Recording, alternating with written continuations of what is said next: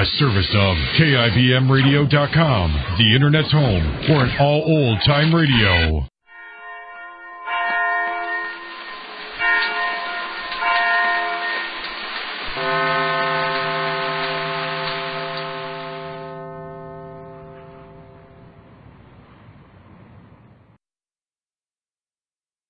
And now, Backstage Wife, the story of Mary Noble and what it means to be the wife of a famous star. After days of apprehension for everyone concerned, the police suddenly put an end to their sifting of evidence and arrested Larry Noble for the murder of Oliver Wilson, the young fortune hunter whose body was found backstage recently at the Hamilton Theater just off Broadway, where Larry has been starring in a hit play. Larry's arrest happened right after the matinee performance of the play, as Larry and Mary were on their way out of the theater. Since that moment, a great deal has happened. Harold Ramsey, producer of Larry's play, has been working feverishly trying to prevent the play from closing and thus save his investment. He's finally been allowed to talk to his star. We find him now being led into the cell where Larry has been waiting. You'll never know what I've been through today, Larry. I've been moving heaven and earth to get you out of here. I'm sorry to get you mixed up in this, Harold, but there's nothing I could do about it. I'll be right outside. Orders to give you just 10 minutes. All right. Just don't bother us then. We haven't any time to waste. Just letting you know the orders, that's all, Mr. Ramsey. That police chief, Ferguson, of all the blind, stubborn fools. I've been talking to him for over an hour, Larry, and it's like talking to a stone wall, only worse. I suppose it's useless, Harold. I tried to get the commissioner of police, but of course he wasn't available. What the devil can I do? They won't let you out on bail. The charge is murder. They don't care how high it goes. They won't allow it. There doesn't seem to be much you can do in that case. But hang it all, what about the play? Well, you can put my understudy on, can't you? Your understudy. That's going to be a big help when the audience wants to see Larry Noble.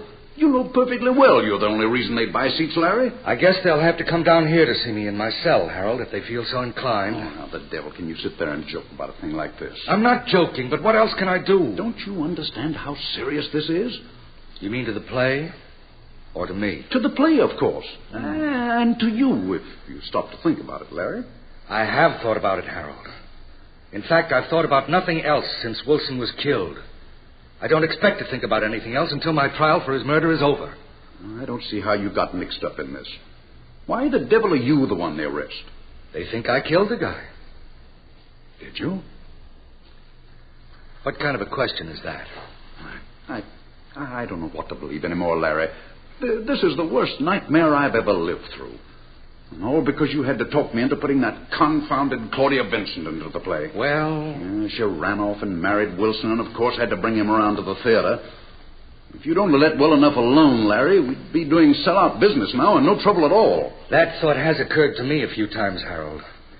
I don't find much consolation in it right now. It's just a little late. Oh, I know that. I can't help thinking what fools we were to make any change in the cast. Why the devil should either of us be concerned with the love life of your former leading lady, Sheila? Well, that's all in the past now. We should have let Sheila fulfill her contract in the play, so we wouldn't have had to put Claudia Vincent in her part. Look, Harold, you're getting off the track. Sheila's out of the play. She's safely married to a young man, and they've been in Europe for over a month. Oh, it doesn't matter now. Nothing matters. It's the end of the play, thanks to the police. They say a person booked on a murder charge can't be out on bail. I don't get it. I just can't figure it out at all. Why the devil should you want to kill that young fortune hunter? The police seem satisfied that I was jealous of him on account of Claudia. They seem to think I was romantically interested in Claudia because she's my leading lady. Claudia. We always get back to Claudia. Yes. When I close down the play, and it's obvious that I'll have to, at least I'll have the satisfaction of being rid of that pest for good and all. Uh-huh. That still doesn't answer my question, Larry. Why can't you prove that you had nothing to do with killing that fella? It's not so easy, Harold. The exact time Claudia's husband, Oliver Wilson, was murdered can't be established. There's a time lag of some 15 minutes. And unfortunately, our little party backstage was so disorganized that we were scattered all over the place. Well, in that case, it applies to the others as well as to you, Larry. That's what I thought. Why didn't they arrest Claudia Vincent? Or that other woman, Rupert Barlow's secretary, or whatever she is. Julia Dixon? Yes. She was in love with Wilson and was very upset when he married Claudia. What I hear, she had as much reason as anybody. Yes, I guess she did, Harold. All right, then. Why arrest you? Why plunge us all into ruin just because the police picked your name out of the hat? It's no use asking me these questions, Harold. You certainly must know that you didn't do the murder, Larry. You would think so, wouldn't you? Well, why don't you try to figure out who did kill him? Who, and throw the blame where it belongs? There are too many answers to that. I can't sift the evidence down that fine. I just don't know, Harold. And I don't see how you expect to clear yourself until it's too late. Listen, Larry, try to think. I'm here to help you. Yes, I've gone over the same thing 1,000,000 times, trying to think of just one small piece of evidence that I might have overlooked. So far, it's been hopeless. I can't make anything out of it at all. Somebody must have done a good job of pinning the murder on you. If the case is this loose, it means that you've been shoved into the center of focus by one of the others. You know, I've been thinking the same thing. I don't see how else I could be in this spot. But I don't know who was responsible. I can't get a word out of the police, not a blasted word, Larry. I practically had to tear the walls down to get in here for these few minutes. Not that it's done any good, but I wanted to talk to you at least. Well, thanks, and I do appreciate it. What's the good of that? What are you planning to do now? Get hold of a lawyer and take my chances. Who do you plan to get? I don't know. This is worse than I expected, Larry. The cops have arrested a top Broadway star, you, for murder. They must have something. But what? Harold, you're about as excited as I am. What's happened to your wife? Where's Mary? I tried to persuade her to go home to Long Island and keep out of sight. But what's the good of that? How's that going to help you any? How can anything help me unless I can figure out a good defense, Harold? Time's up. No, all right. I'm coming right out. Larry, let me see what I can do. Don't hire anybody to defend you until I've thought it over. All right. Okay, now. Time's up. I'll be in touch with you, Larry. I'll try to dig up some first-rate criminal lawyer for you. Thanks. And really thanks for coming over, Harold.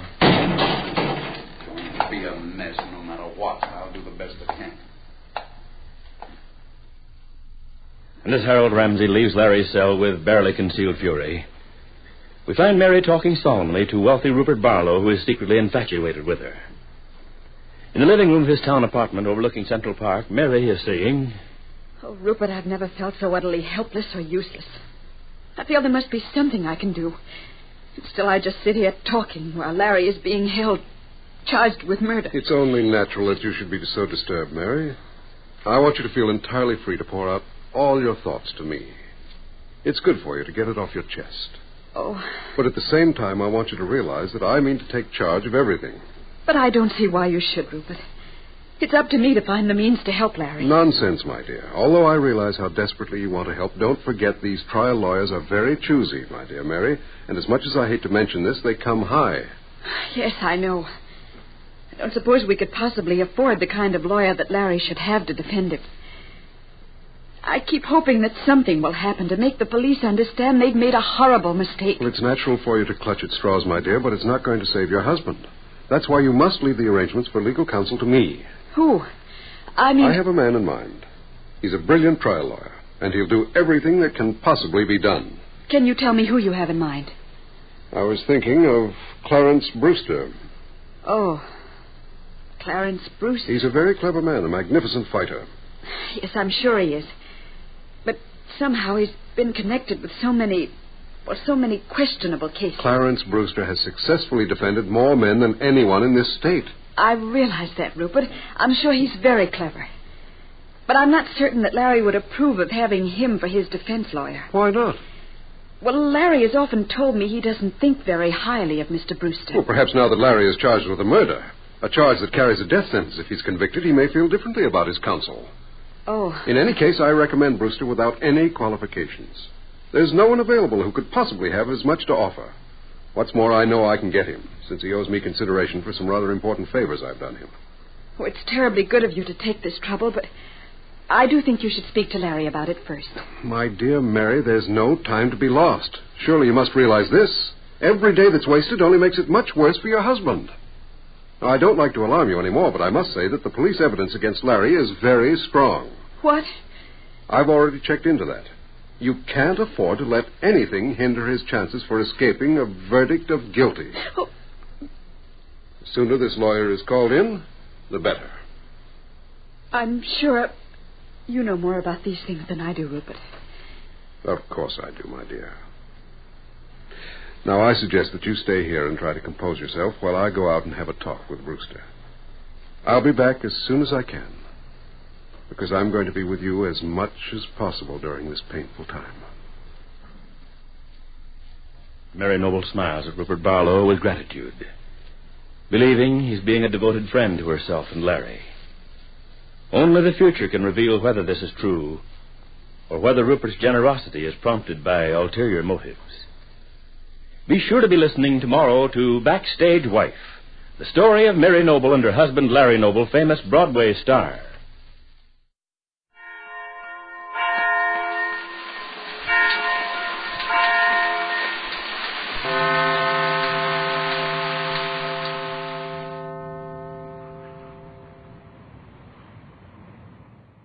Regan, Investigator.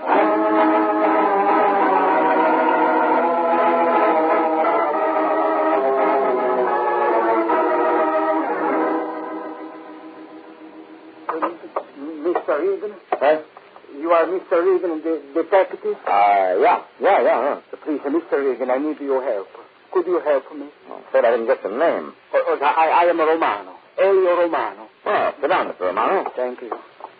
Suppose you tell me about your problem. You're needing help, Mr. Romano. Oh, yes, Mr. Regan, it's true. I do need help. My store, it's my store. Store. I have a small grocery store. It's on 6th Street. We have a big new neon sign. Someone is trying to destroy my store. Now we're making headway. Tell me about the someone. I don't know this someone.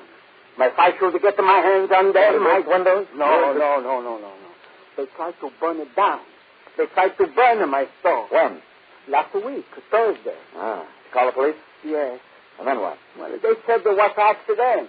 They said I did this to my own store. Ma questa è una cosa che...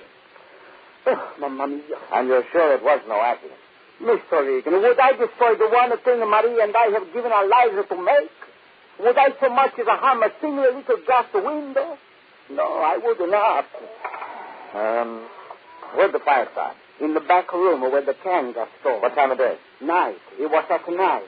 My Maria and I, we sleep above the store. My Maria smelled the smoke, and together we put out the fire before the damage could become great. Mm-hmm. That's the only time it happened? No. The day before that, I found a light match in the waste basket.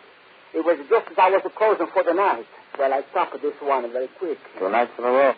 You're right, Romano. It doesn't look very accidental. Oh, believe me, Mr. Regan, I would never do this to my store. Never. Okay, Romano. I believe you. Suppose you and I run out there. Take a look.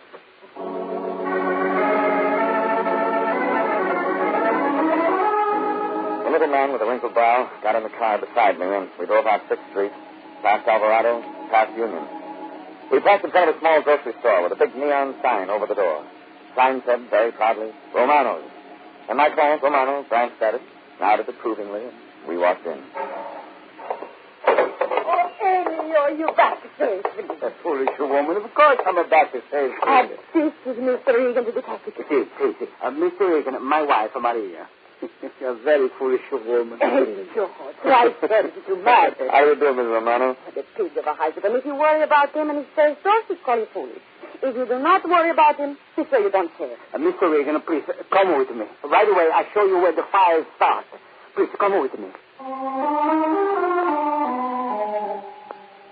Romano led me into a small back room behind the counter. There were shelves filled with canned goods and paper cartons. He showed me the waste paper basket near the door. Easy to toss a match in through the window above it that opened onto the alley. There were a few charred pieces of wood here and there, but very little damage had been done. Still, if everything Romano said was true, it didn't look like an accident. It was while he was pointing out the burnt wood that a customer came in the front door. I moved over toward the doorway and listened. Well, we'll see about that when I tell my neighbors. It was then that things began to get interesting. I looked out. Plump, smug-looking woman, carrying a heavy purse, her eyes glaring behind rimless glasses. That's your idea, eh? To force as many people in here as you can? Well, There certainly must be some law against people like you. I just wanted to make sure, that's all. And I must say I got what I came for.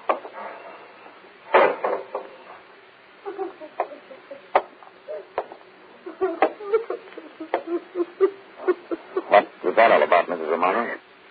Oh, Mr. Regan, you heard. Maria, what has she said to you? Quiet, Romano. Mr. Regan is right, Elio. It was enough. It didn't sound like nothing, Mrs. Romano. What do you mean by tell my neighbors? No, we will not talk of it. We will talk of it. Mr. Regan, this woman, this is Mrs. Wilson. She used to be our best customer. Then she turned on us. She tells all her friends not to come to our store. Why? Why? Because... Now, who knows why? Oh, you have started it. Now you will have finished, Elio. She does not buy from us because we would not let her tell us how to run our store. Gee, that's all there is to it? When did it start? A week ago. Oh? Same time the fire started. See, the same... But, Mr. Regan, you don't... You had to think, Romano. I'll see you later. Mr. Regan, where you go? To talk to Mrs. Wilson. If I moved fast, I could find Mrs. Wilson. If I could find her, I could talk to her. She had answers, plenty of them. Plenty more than the Romanos gave her credit for. And then I saw her, a block away, walking fast. I followed. Around the corner, she turned up a walk and disappeared into a two-story apartment house. I was right behind her. The mailbox out front said 208, and when I got there, the door was just closed. Now. Yes? Can I talk to you for a minute? Young man, if you're selling I'm not something... selling anything. Then what do you want? Just a couple of questions, Mrs. Wilson, about the Romanos. Oh, so that's your game, is it? You're trying I'm to not trying tell to me... tell you anything. We'd just better talk now, for your own good. You go back and tell those people we don't want them around here. We don't want them in our neighborhood. Is that clear? That's as good a place to start as any. Now we'll just... Oh, no, you don't. You're not coming in without a warrant. I knew you were a policeman right away. They called you those Romanos. Just like them to take advantage of our Constitution. But I know my rights as a citizen. Lady, I haven't broken any laws, you understand? It's them that cause all the trouble, them. And we don't want their kind around here. Now, good day. So I had nothing after all. I got in my car, drove down toward police headquarters. And it wasn't that easy. Because behind me, starting at Alvarado, was a yellow Model A Ford. A yellow hot rod, and it wasn't behind me by accident. Stayed there, 2 blocks, 10 blocks, 20. And whoever sat behind the wheel didn't care if I knew it.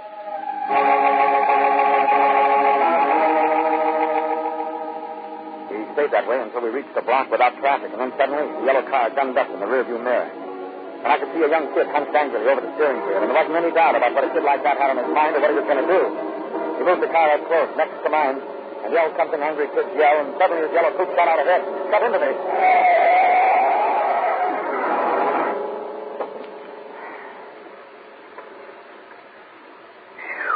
Like I figured. Tried to run me off the street onto the sidewalk. Now the yellow coupe was just a blur in the distance. I pulled off from the curb, eased into gear, took my time driving to the police station.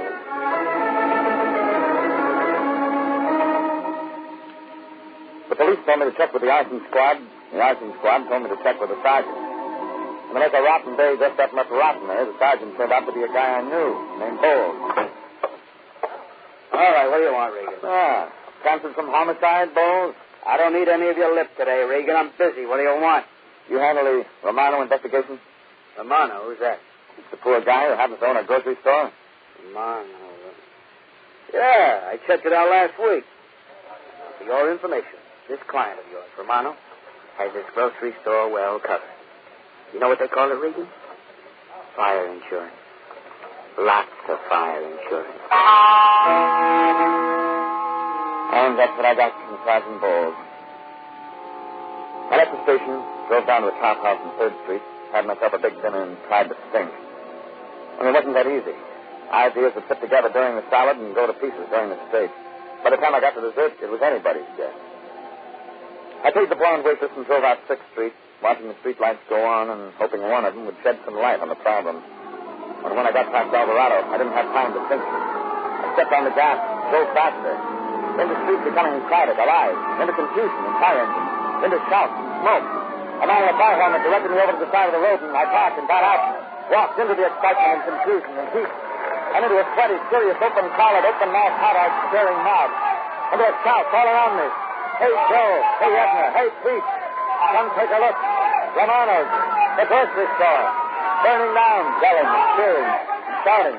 While flames licked up the store walls and around the big blue neon sign Romano had proudly shown me. And I was moving into the mob, trying to get closer, when a big burly man covered with soot and sweat suddenly aside. Stand back, will you please, mister? Have you seen the owner? Too many people to see anything, mister. Out of my way. The big fireman moved on, and I followed him, letting him clear a path through the spectators, and up ahead, I could see another big man. This one I knew. Stand back there. Oh, Regan. Sam, have you seen Romano, the owner? What's he look like? A little guy, dark hair, Let him go, Regan. I haven't seen anybody. Better stand back. That wall's going. Romano and his wife live in there. Sorry, Regan. Too many people. My men can't get a grip. Never mind. Regan, come back here. Five people ran shouts aloft in the crowd behind me as I moved and shoved and pushed my way around to the side of the burning grocery store. Somewhere in there was my client, Romano, and his wife, Maria. And then, stumbling out through the smoke, came a fireman. And he was dragging a man, a little man, coughing, spitting, breathing. It was Romano. It's the man you were looking for, mister. Maria, let me go, please. Let me go. Romano, it's me, Regan. Let me go in the name of God. Please let me go, Maria. I must have got my Maria. You take him, mister. I'll go back for her. Right, I got him. Regan. Mr. Regan. Please. They left to my Maria. Take it easy, Romano. They'll get Maria. They must have saved her. I'm going to get to Maria. I'm going to get...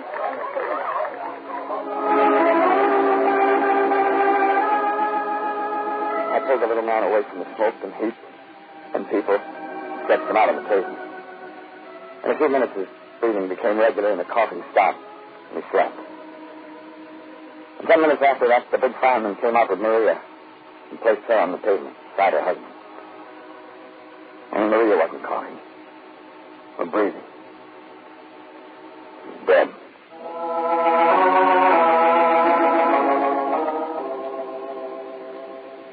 The ambulance took Maria and Romano away.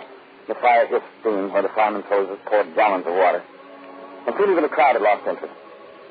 And only the hissing steam and smoke filled the cavity that had been Romano's grocery store. Fire Chief Rand came over to me. Did you find him, Regan? That man you were looking for? Yeah, Rand. I found him. Is he okay? Yeah. Yeah, he'll be all right. Not his wife. Oh, sorry to hear that, Regan. We did the best we could. I know. And what started it? I was just checking. So far, nothing conclusive. You think it was an accident? No. Went too fast. This one was planned, Regan. Pyromaniac. I'm not too sure. The next usually stick around. Watch it. They get their kicks that way. Check the crowd? We always check the crowd. Nothing certain yet. Okay, thanks. Regan, when you see Romano, tell him we did our best.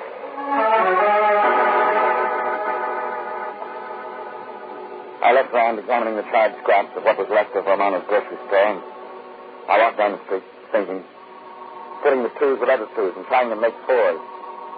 And then I saw something up ahead, and I forgot about the twos and fours. You knew the map. There was a yellow Model A Ford parked 3 blocks from the scene of the fire, sitting quiet, docile, far from the nearest streetlight. I got to it and started to look in. It was the car that had tried to run me off the street. It was... Say that, man, mister? I turned. Saw a kid. Big kid who'd driven the car into me. In his right hand, a revolver. Come on, get away from it. You like guns. I get me things. Come on. You also like matches. Shut up. You also like killing people. Right. He did when I said killing, and I drove across the sidewalk at his knees, and we went down together, rolling on the pavement, digging for the gun. And it was anybody's weapon until I felt the cold steel of a second between us. Saw the barrel moving up under my chin. Heard the report.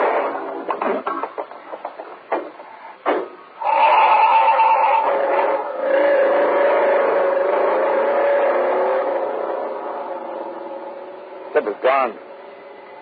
And I was holding a sticky, damp spot above my left ear, and when I pulled my hand away, it too was sticky and damp. I got up, rocked unsteadily on my feet, stumbled down to my car. I reached for the ignition, pushed the starter, and decided to wait.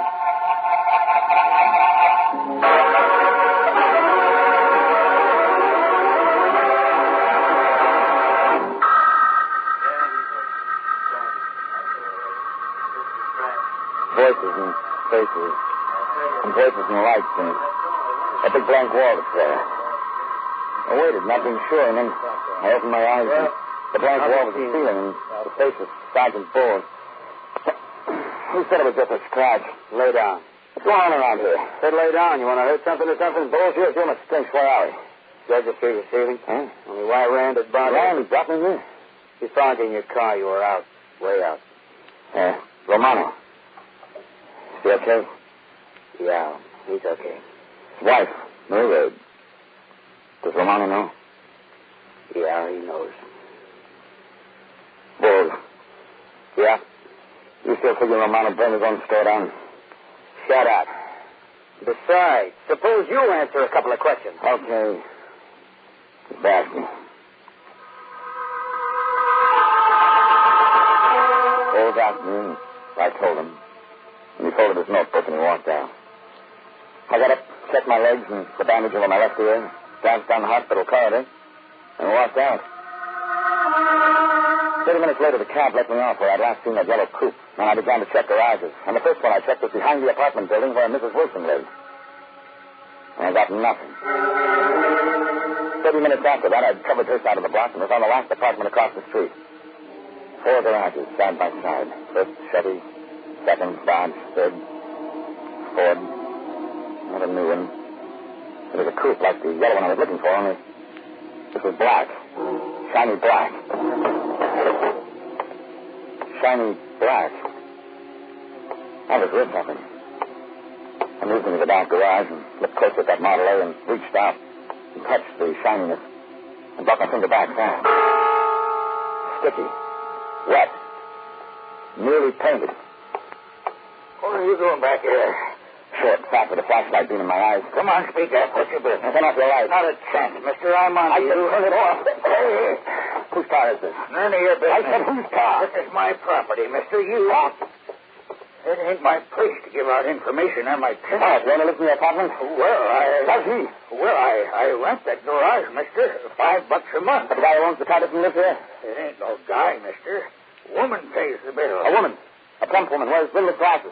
Yeah. Her name's Wilson. Mrs. Wilson. Hey, that's... Thanks. Hey, you ain't got no right to ask me questions.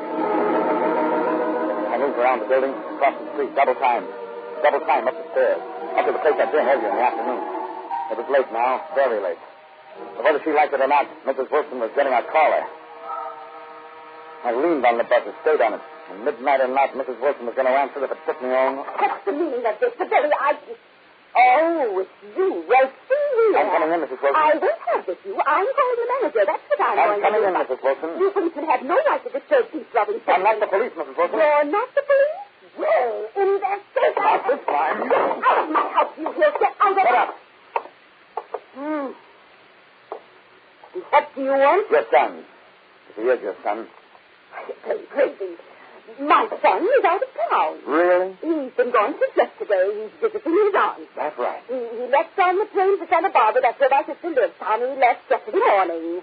Tell me about Tommy. He's a good boy. There's nothing he's done wrong. What right have you got? What have you got coming up on murder? Murder? Sure, murder, Mrs. Wilson. When your kid set fire to Romano's store, somebody was killed.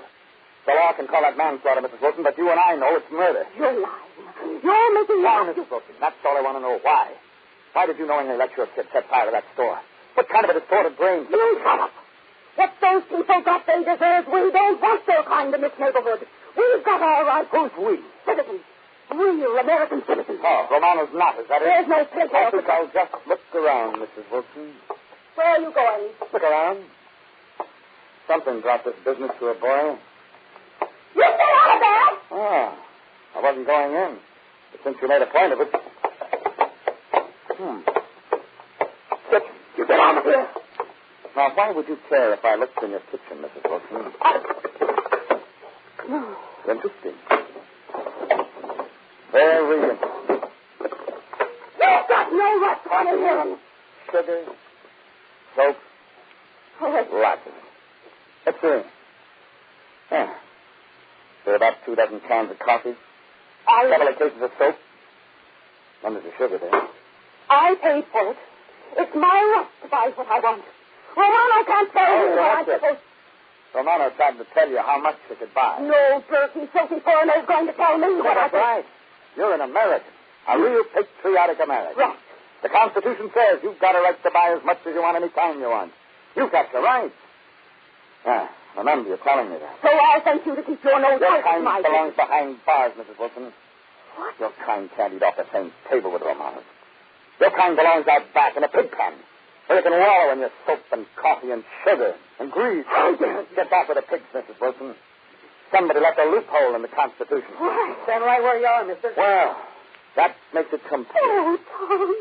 Oh, my Tommy. I thought I stopped you once, mister. He said such horrible things, Tommy. He said such terrible things. I won't be saying much when I get through with him. When you get through with what? Haven't you killed enough for one night? Killed? Mrs. Romano's dead. Dead from the smokes and flames and face your mother cooked up. Oh, no. I wasn't going to kill her. Oh, just a little fire. Burn him out of the neighborhood. Your mother's idea. Yes, Tommy, don't let him talk to me. Sure, they always start that way. Just a little haste. But it grows, doesn't it, kid? Starts with a fist, ends up with guns, lots of them. Tommy, I didn't... Go on, shoot, kid. Make the neighborhood safe for Americans. Your mother's kind of American. Kind that breeds hate and greed and gets start doing it. Tommy, you can stop. Shoot, kid. That proves she's right, but you can kill because you're special, like she is. Give me that gun.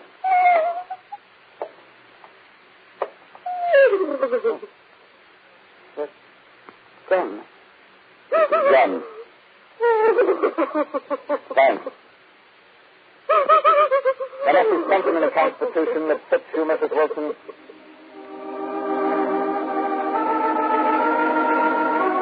And do what? Murder, arson, whatever you want to call the crimes of Mrs. Wilson. You might say she was fighting for a fifth freedom. The freedom of grab. And she won. The right to spend the next few years grabbing the bars of her own private cell.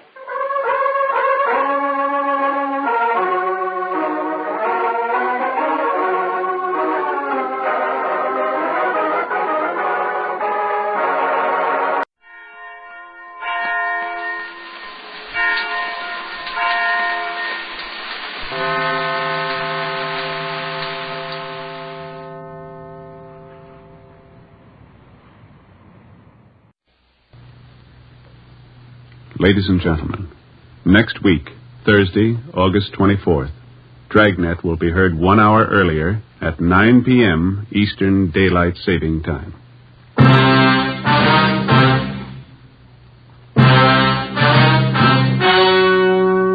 The story you are about to hear is true. Only the names have been changed to protect the innocent. Fatima Cigarettes, best of all long cigarettes, brings you Dragnet.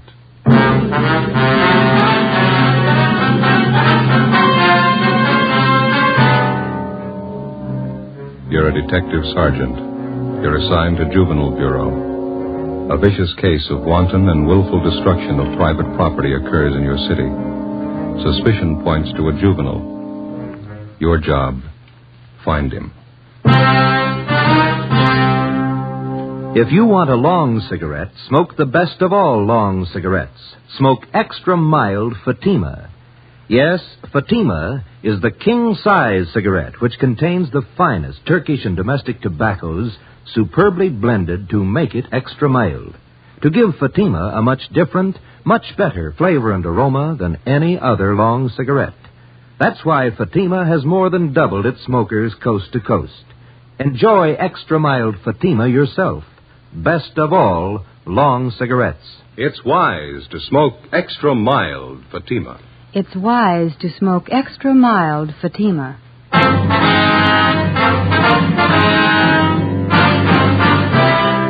Dragnet, the documented drama of an actual crime.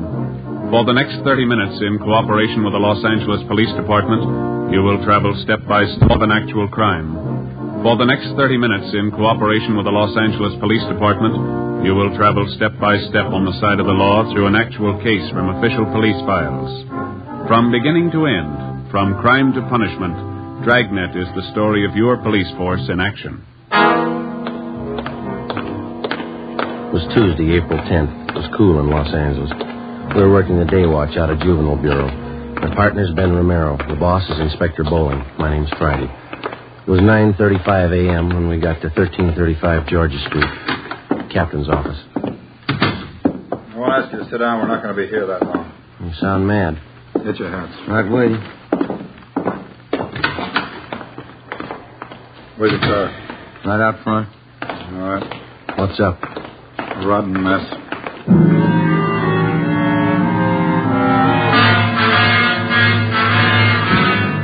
We got in the car and drove south on Figueroa till we got to West 103rd Street. According to Inspector Bowling's directions, we turned right and went about 4 miles. He directed us to pull up in front of a one-story frame residence that had been converted into small business offices. On the right side, going in, was a neighborhood jeweler's shop. We could see him working in the window. Over the door of the office on the left was a lawyer's shingle. The gold lettering was new. It's this way. Lawyer's office. That's right. Name's Paul Wilson. It's me, Mr. Wilson. Oh, come in, Inspector Bowling. Mr. Wilson, this is Sergeant Friday. Romero, juvenile detail. I'm assigning him to this case. How you do, Sergeant? All right. Sergeant. All right, look at it. Just look at it. Look at that, Joe. Yeah. Paint. It's all over everything. Look at that leather chair. It's ruined. The desk smeared with the stuff. Green paint. Yeah. Looks like they threw it on with a mop, doesn't it? Rug soaked with it, the walls. Look, Joe.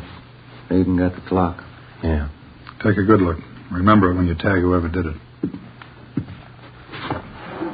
These your law books, Mr. Wilson? Yes, sir. I didn't have to do this. Poured paint all over them. Yes, sir. When did all this happen? Sometime last night. Found it this way when I came in this morning. Any idea who did it? That's why he called us, and we're going to find out. I don't know who'd want to do a thing like this. Just opened my office 3 days ago. Just hung out my shingle. You just started practicing laws, then? Yes, sir. Graduated from Loyola University Extension Division. Been looking for office space for a long time. Was anything taken? No. It's such a dirty, rotten thing to pull. Undoubtedly a kid. That's pretty vicious for a kid. Can you think of any enemies that you might have had, Miss Wilson? No, sir. No one would do a thing like this. Can't understand it. There's no reason for it that I can think of. Crime report shows they got in the back door. Is that right, Mr. Wilson? Well, can you come back here? I'll show you. Okay. Yeah, here it is, right here. See, this used to be the kitchen when this was a flat. I was going to put a hot plate in here for coffee. Nice. You can see where they cut through the screen door. It's all right. It's been checked. Okay. Oh, yeah. Yeah, I see. Mm-hmm. Any pass key would fit the inside door here. Yes, sir, that's right. You can follow the trail of that green paint right from this door all the way through the house. Yeah. I don't know how I'll ever get it all off. You know of any cleaners that handle things like this? We're not allowed to recommend anybody, Mr. Wilson. If you have somebody in mind, we'd be happy to call them for you. Well, thank you. I appreciate it. I was going to make some calls, but I haven't got my phone installed yet. Estimated damage about $1,800, is that right? That's what I figure, yes. My law books are over $600 alone. Borrowed the money from the bank for the furniture. You haven't noticed any kids in the neighborhood, none of them around while you were moving in? No, I didn't see any. I moved everything in myself, rented a trailer, made several trips to get it all over here. Guess that was a silly thing to do. Why? Well, the store where I bought the furniture said they'd deliver it, but I couldn't wait to see everything in. First office, you know. Yeah, we understand. Well, like I said, I made several trips with the trailer, and I didn't lock the office each time I left. Didn't figure it was necessary. The fellow across the hall with jeweler said he'd keep an eye on things for me. But you did lock up last night, didn't you? Oh, yes. As soon as I was moved in, I locked the place at all times when I wasn't here. That's it. We'll get right on it.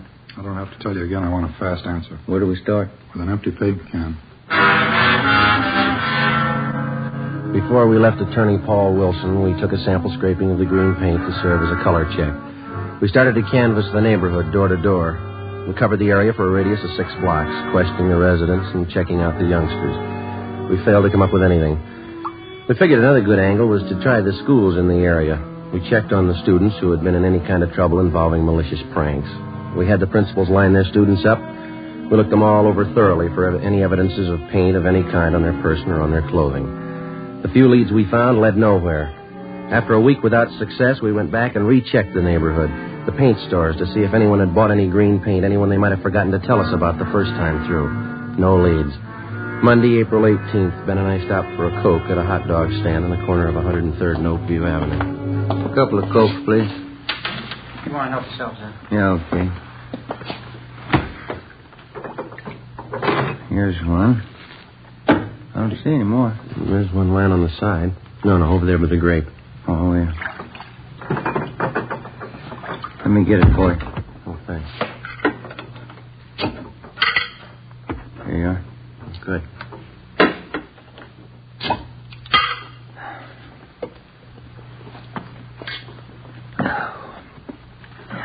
Every time I think of that boy's office, it makes me sick. Yeah. If we could just get some kind of a lead. Anything for a start. Pardon me. I'd be satisfied. There's nothing to work on. It's like stabbing in the dark. Joe. Yeah? Look down the street there. This is Tin Can Day. Everybody's got them set out in front of their houses. It's worth a try, isn't it? Let's try a place across the street and then work down the block. All right. Come on. I had a cousin move down from San Francisco. It took him almost a year to get used to this tin can system here in L.A. Is that so? Yeah, up there they throw everything into one garbage can. Tin cans, no. Oh, I didn't know that. Yeah, sure. Tads, my cousin, never could get used to putting the cans out. Backyard was full of them before his wife reminded him to put them out. Yeah. Garbage kind of piled up, too.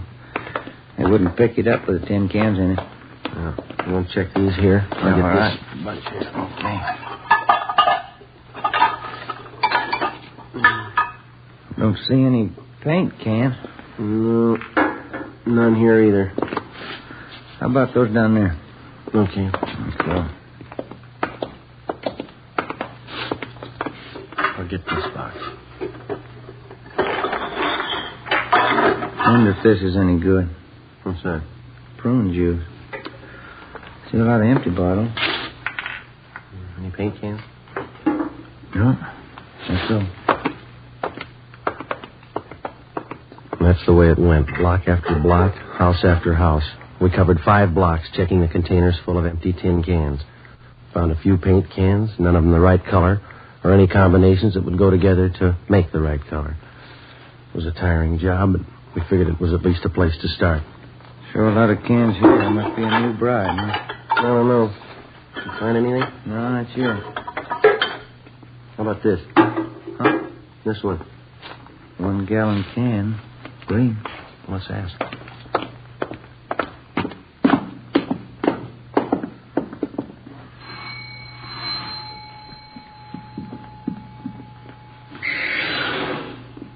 Yes? Police officers, ma'am. Does this empty paint can belong to you? You can have it if you want. We threw it out. Do you have any children here, ma'am? Yes, a boy. How old is he? 1 year. Would you mind telling us what this paint was used for? We just moved here. Is there any law about throwing out the paint cans? Oh, no, ma'am. We're investigating the case. Just like to know what the paint was used for. Did old man Boone send you over? Beg your pardon? Mr. Boone, the man we rented this house from? No, ma'am. I thought maybe it was him. He said we couldn't do any painting inside. We don't know anything about that. You sure? I don't trust him. No, ma'am. You say the paint was used to redecorate? Yes, come in, I'll show you. Oh, thank you.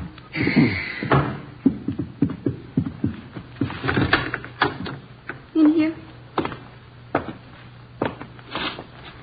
See? Yeah. Carlos did. My husband. I told him he should have waited till Sunday. Mm-hmm. Whose idea was it to paint the bathtub? Carlos. He's going to night school learning English. The teacher told him the best way to learn was to speak it around the house. Yes. It's better for the little one, too. Well, anyway, Carlos gets paid on Saturday night. Then he stops at the little place where the fellas he works with and has a little drink.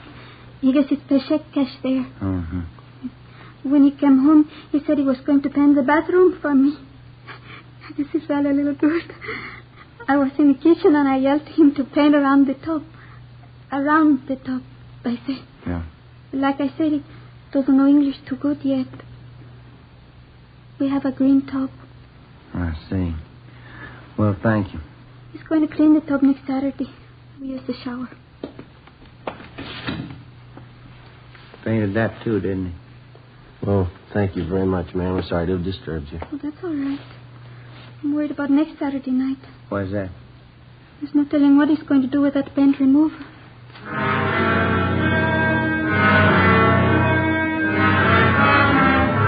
4:30 p.m. We were no closer to finding out who spread that paint around the attorney's office than when we started.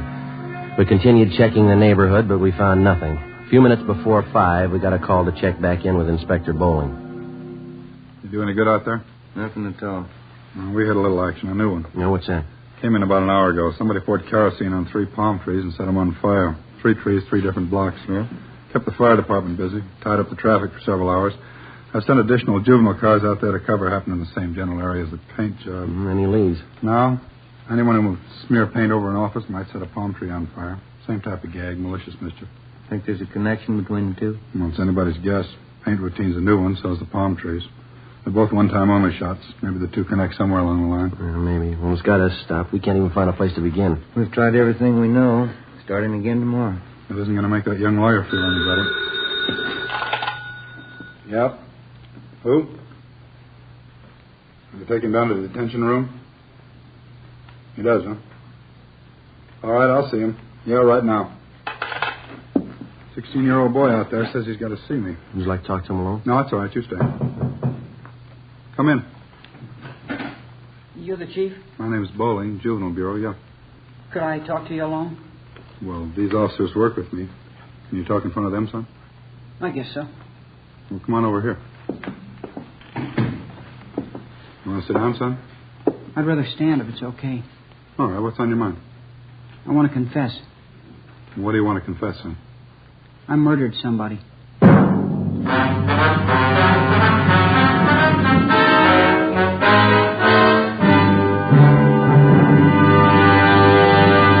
You are listening to Dragnet, actual case histories taken from official police files. If you smoke a long cigarette, it will be in your interest to listen to these case histories taken from the file marked Fatima.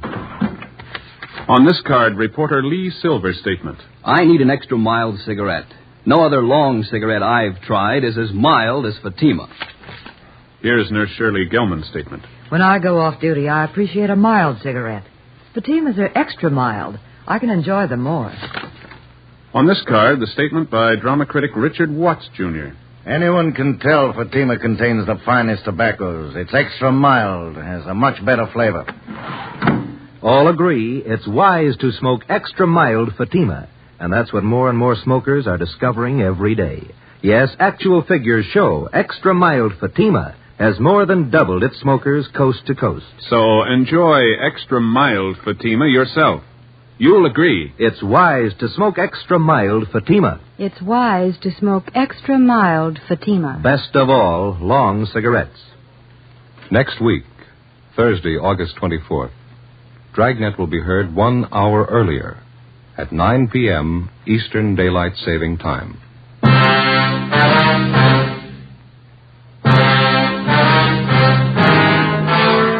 6 p.m. Monday, April 18th. The boy identified himself as Arnold Waterman, gave his age as 16. He told us that 2 days before at 98th Street and 2nd Avenue, he'd shot a man to death and hidden his body in the basement of a house. He was taken to the interrogation room where a police stenographer took his statement. Inspector Bowling sent Ben and I out to check his story. 9:30 p.m. We drove back to Georgia Street Juvenile and went to the interrogation room. Arnold? Yes, sir? Well, these 2 men have been out at 98th Street and 2nd Avenue checking your story. Did you find the body? No, there's no body out there. There should be. I put it in the cellar. There's no house out there. It's a vacant lot. We checked all the houses near there. You sure you killed somebody? Of course I'm sure. I stole a gun. I shot him 3 times in the back. What'd you do with the gun? I threw it in Westlake Park. Where? In the water. I rented a boat and rowed out to the middle. That's where I threw it in. Why did you kill the man? I don't know. I didn't like him. Now, look, boy, you didn't kill anybody. There's nothing to back up your story. There's not an ounce of truth in it. How do you know you haven't found the body? Just wait. You'll find him, then you'll see. I killed him, all right. Will you show us where you hid the body? Why should I? I told you can find it. These men have gone over that entire area thoroughly. There's nobody out there, and you know it. You cops are funny. When somebody won't admit a murder, you keep asking questions until they do. I'm telling you I murdered somebody, and you keep trying to talk me out of it. If we could find one shred of proof, we might go along with you. You can't be convicted without proof. How much do you need? You got my confession. I offered to sign it. They wouldn't let me. What more do you need? We need a victim, Arnold. If you knew where to look, you could find it. We've looked every place you told us to. You're lying to us, son. And why? I never liked the old man. I hated his wife. I killed her, too. I wasn't going to tell you that. Where do you go to school? Well, I quit school to sell papers. I had to support my mother. Where's your father? I don't know. My mother wouldn't tell me. That's where I met the old man I killed, selling papers. He was my boss. None of us liked him. Nobody had the nerve to do it but me. The rest of the guys were scared, but not me. What was the old man's name? I can't think of it right now. He was your boss. He never told us his name. We just worked for him. Where'd you sell papers? I don't remember. I had to sell papers. We were going hungry. I couldn't stand to see my mother starve. Didn't your father work? I don't know where he is. I told you that. We tried to get on relief. They wouldn't let us. I made a lot of money selling papers. After a while, we didn't need relief anymore. I made $100 a week. Why are you lying to us, son? If you think I'm lying, why don't you let me go home? We haven't anything to hold you for. You can go home. Not until I have a trial. I already called a lawyer. He'll be over pretty soon. I've sent for your mother, Arnold. She'll come down and take you home. I didn't want her to know anything about this. I may have to go to the gas chamber. It would make her feel bad. You shouldn't have called her. It's no use. Let's go back to the office. His mother ought to be there by now. All right. Romero, you want to stay with the boy? Right. You better go out and find that body. Come on, Joe. I killed that old man. You can't say I didn't. The boy's a pathological liar. Well, it looks that way. Probably an inferiority complex. And this is the way of making himself important. Well, we all know he didn't kill anybody, but I wonder if he's got something else in his mind, huh? How do you do? You're Mrs. Waterman? Yes. Inspector Bowling? Yes, ma'am. This is Sergeant Friday. How do you do, ma'am? How do you do? I have to excuse my appearance. I slept a little late today. We've got your boy down the hall. He's all right. Trying to get us to swallow a few tall stories. Yeah, he's like that. What did he tell you? He tried to give us a story about killing somebody. Well, I'm not surprised. This isn't the first time. I'll never understand that kid. Has your boy ever been in an institution, Mrs. Waterman? No, he's not bad. He just likes to lie all the time. He's an awful liar. Went to his high school principal the other day, told him his father and I beat him. We wouldn't give him any lunch money. Where is your husband? He has a newspaper concession on one of the railroad trains. How often is he home? Once a week, sometimes every 2 weeks. It's the only business he knows. Yes, ma'am. Maybe that's the reason the kid's the way he is. My mom always used to tell me a kid needs his father. So whenever my hubby's home, he always does the right thing. Arnold started telling these lies a long time ago, and ever since, when his father found out, he catches it. What do you mean? Good strapping. That's all a kid like him understands. His father knows how to handle him. Whenever he lies, he takes the strap to him. You think that's the best way to handle him? Don't you? Well, you know what you're doing, Mrs. Waterman. He's your son. But if you wouldn't mind a little advice, do you mind my telling you? No, not at all. Well, that boy needs care, and he needs it bad. The strap's not the answer. He needs attention, good supervision, and a lot of companionship. I'm not conducting a class in child psychology, but care for that boy of yours. Care for him before the state has to. It's just those stories he hears. That's what's wrong with him. Came home the other night with the wildest tale I ever heard. Yes, ma'am. Said he threw green paint all over somebody's office. Ben and I drove out to the Waterman home. We checked through the boy's belongings. His mother showed us his room. In his closet, we found a pair of corduroy trousers, a white T-shirt, and other articles of his clothing spattered with the same shade of green paint that had been found in the office and furnishings of Attorney Paul Wilson. We asked Ms. Waterman where her son Arnold was on Sunday night, April 9th, the night that the office had been broken into and smeared with paint. She told us she didn't know, but that he came home that night with paint on his clothing. Ben and I went back to the office where we filed an application for a petition and detention, Section 700 sub M WIC, malicious mischief, 1 count. 2 days later, in juvenile court, the calendar was called. Arnold Waterman's name was first on the list. The judge, the subject, and all those concerned in the case retired to the judge's private chambers. Ben and I, Arnold Waterman, and his mother. The subject was informed of his constitutional rights, and Judge Frank J. Smith read the findings of our investigation. Arnold, it alleges in this petition that on April 9th at approximately 8:30 p.m., you entered the office of Attorney Paul Wilson at 9218 West 103rd Street, where you willfully and without Mr. Wilson's permission did maliciously damage his office to the extent of approximately $1,800 by pouring paint over his rugs, furniture, books, and other articles in his offices. Is this true, Arnold? Yes, sir. Did you know Mr. Wilson? No. Arnold, I'd like to know why you did that. I felt like it. You'll have to give me a better answer than that, youngster. That's the best I can do. That's good enough, isn't it? No, it isn't good enough. We have a courtroom full of boys outside who probably want to be helped, and we're going to try to help them. We can't help you unless you want to be helped. You don't want to help me. You don't believe anything I tell you. Officer Friday. Yes, Your Honor. You and Officer Romero investigated this case from its inception. We did. As a result of your investigation, what's your opinion of this boy's truthfulness? Well, Your Honor, I think I can speak for Officer Romero here as well. In all our talks with the boy and our observations of him, it's our opinion, for what it's worth, that the boy's a pathological liar. Basically, he seems to have the makings of a good youngster. His environment's bad. Seems to have very little, if any, parental guidance. Tells lies, Your Honor. Lots of them. That seems to be everyone's opinion. It's not mine. If you'd spend more time trying to find out if I'm lying instead of trying to put me on the spot, you'd earn your money. Your stories have been thoroughly investigated and double-checked by competent police officers. There is absolutely no basis of truth in anything you've said. I'm getting sick and tired of everybody calling me a liar. Do you hear me? Young man, sit down in that chair. We review a great many juvenile cases here in my private chambers, but that does not alter the fact that you are in a court of law. You will lower your voice, speak in a gentlemanly fashion, and tell the truth. Is that understood? Yes, sir. Mrs. Waterman, could you give this court any reason for your son's behavior? It's a mystery to me, Judge. Fred, that's his father. He can't understand it either. He's always lied. His father beats him for it. I guess he'll always lie. That's all you can say on your son's behalf? What else is there to say? He's a liar. Arnold, I'm going to ask you once more. Why did you smear paint all over Attorney Paul Wilson's office? I didn't like him. Why didn't you like him? I didn't like him, that's all. Tall, skinny, funny-looking guy. You mean you destroyed his property because you didn't like his looks? Something like that. He was cheap. I saw him moving in. He had a trailer. He was moving his own stuff in. Why didn't he hire a mover like everybody else? I don't like cheap people. Do you know anything about this man, Wilson? No. Why? What business was it of yours, whether or not Mr. Wilson decided to move his own furniture? Do you know that he's a young man, not much older than you, just graduated from law school, took a lot of time, took a lot of his money that he earned to put himself through school, and you sit there, a mere sketch of a boy passing judgment on a fine young man like Paul Wilson. And, boy, let me tell you something.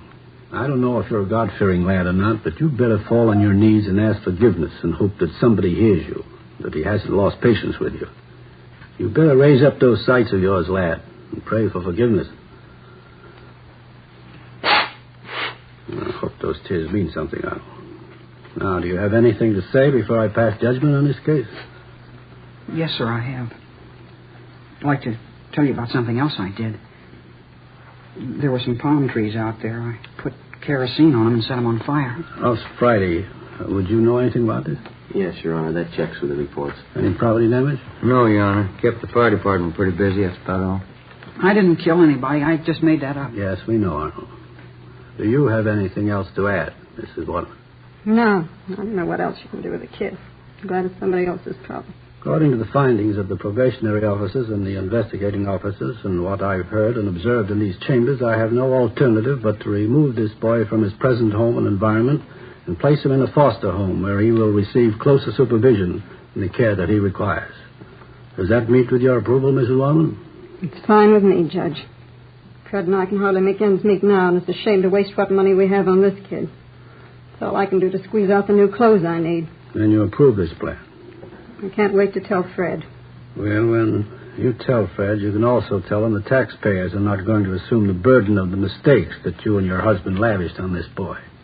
What do you mean, Judge? The expense of placing the boy in this foster home comes to the amount of $35 a month. You and your husband will pay this sum. The law covers that. It's an awful lot of money. The payment will be due on the first day of each month. You will meet this requirement or be held in contempt of court. I'm only sorry that's as far as the law goes. The laws of the state of California do not make the parents responsible for the torts of their children unless contributory negligence can be proven. In my eyes, it is contributory negligence on your part, but unfortunately it cannot be proven. Any faults that this boy may have are yours. You as a parent are responsible. We did the best we could in raising the kid. Madam, you didn't raise him. Hearing dismissed.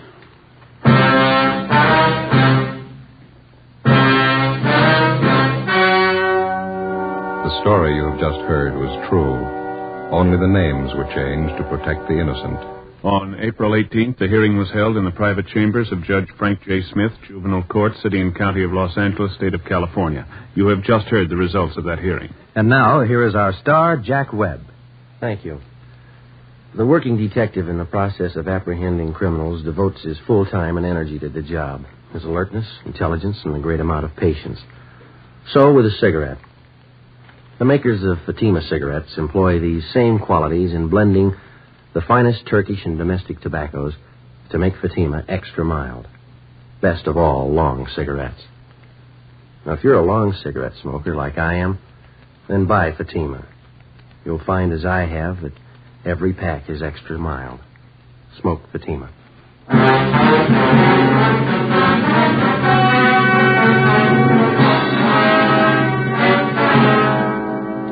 Next week, Thursday, August 24th, Dragnet will be heard 1 hour earlier at 9 p.m. Eastern Daylight Saving Time.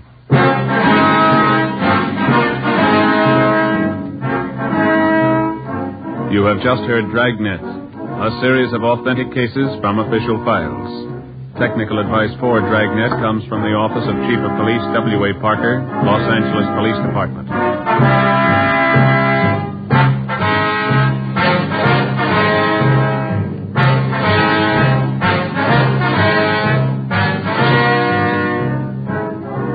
Fatima Cigarettes, the best of all long cigarettes, has brought you Dragnet from Los Angeles.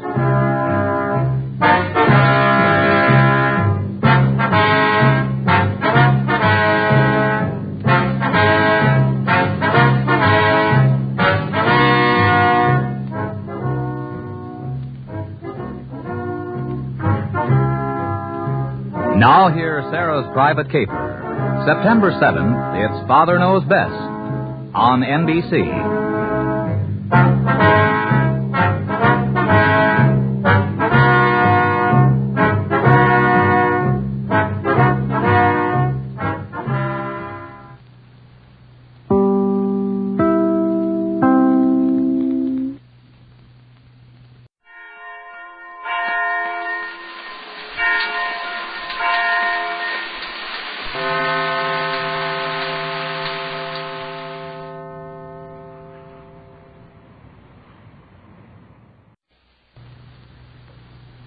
Ladies and gentlemen, next week, Thursday, August 24th, Dragnet will be heard 1 hour earlier at 9 p.m. Eastern Daylight Saving Time.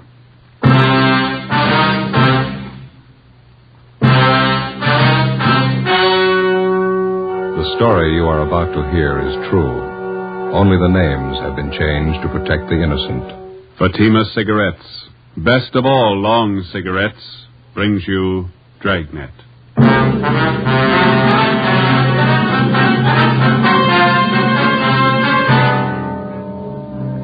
You're a detective sergeant. You're assigned to Juvenile Bureau. A vicious case of wanton and willful destruction of private property occurs in your city. Suspicion points to a juvenile. Your job, find him. If you want a long cigarette, smoke the best of all long cigarettes. Smoke extra mild Fatima. Yes, Fatima is the king-size cigarette which contains the finest Turkish and domestic tobaccos superbly blended to make it extra mild, to give Fatima a much different, much better flavor and aroma than any other long cigarette. That's why Fatima has more than doubled its smokers coast to coast. Enjoy extra mild Fatima yourself. Best of all, long cigarettes. It's wise to smoke extra mild Fatima. It's wise to smoke extra mild Fatima.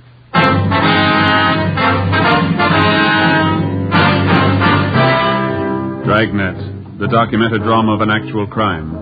For the next 30 minutes, in cooperation with the Los Angeles Police Department, you will travel step by step of an actual crime. For the next 30 minutes, in cooperation with the Los Angeles Police Department, you will travel step by step on the side of the law through an actual case from official police files. From beginning to end, from crime to punishment, Dragnet is the story of your police force in action. It was Tuesday, April 10th. It was cool in Los Angeles. We were working the day watch out of Juvenile Bureau. My partner's Ben Romero. The boss is Inspector Bowling. My name's Friday. It was 9:35 a.m. when we got to 1335 Georgia Street. Captain's office. I won't ask you to sit down. We're not going to be here that long. You sound mad. Get your hats. Right waiting. Where's your car? Right out front. All right. What's up? A rotten mess.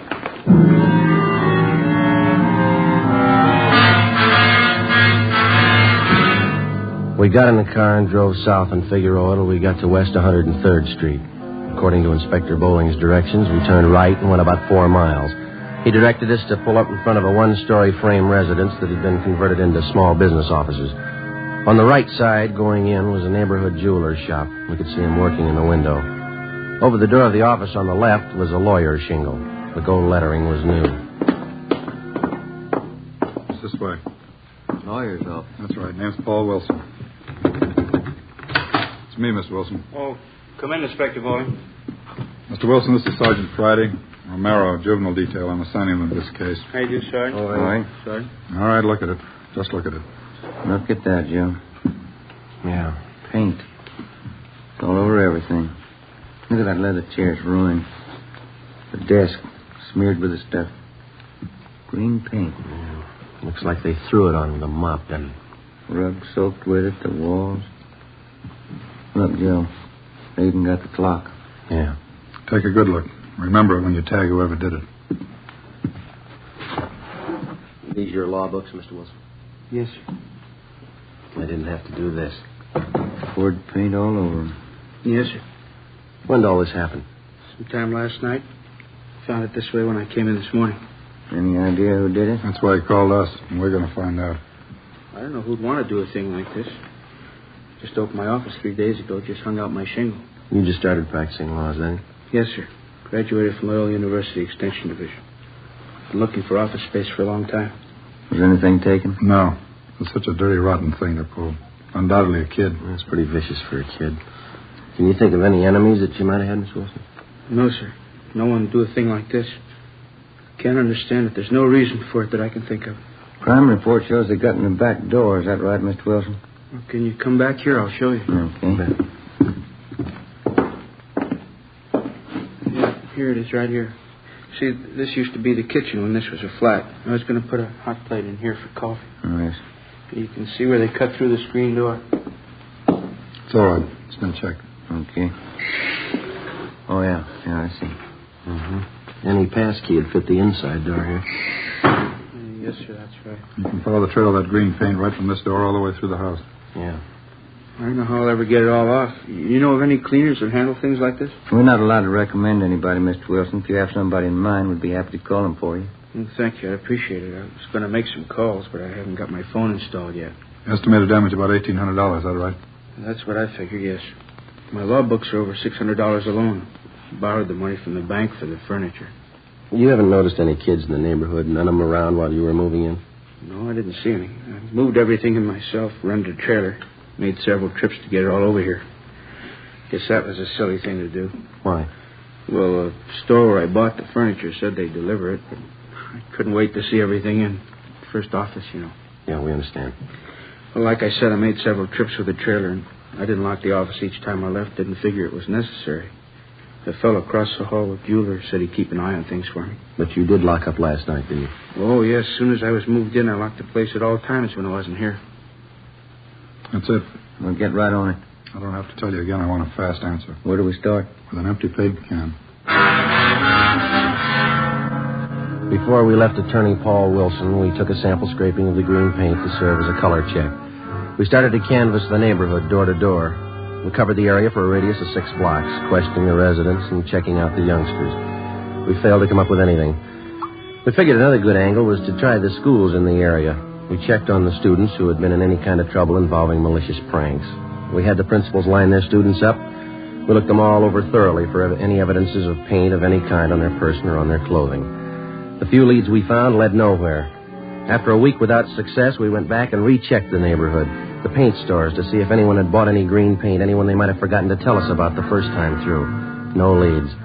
Monday, April 18th. Ben and I stopped for a Coke at a hot dog stand on the corner of 103rd and Oakview Avenue. A couple of Cokes, please. You want to help yourself, sir? Yeah, okay.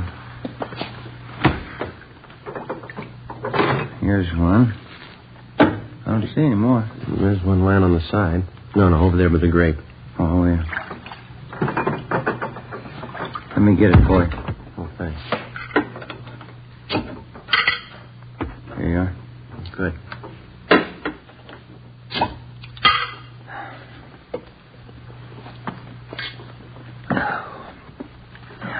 Every time I think of that boy's office, it makes me sick. Yeah.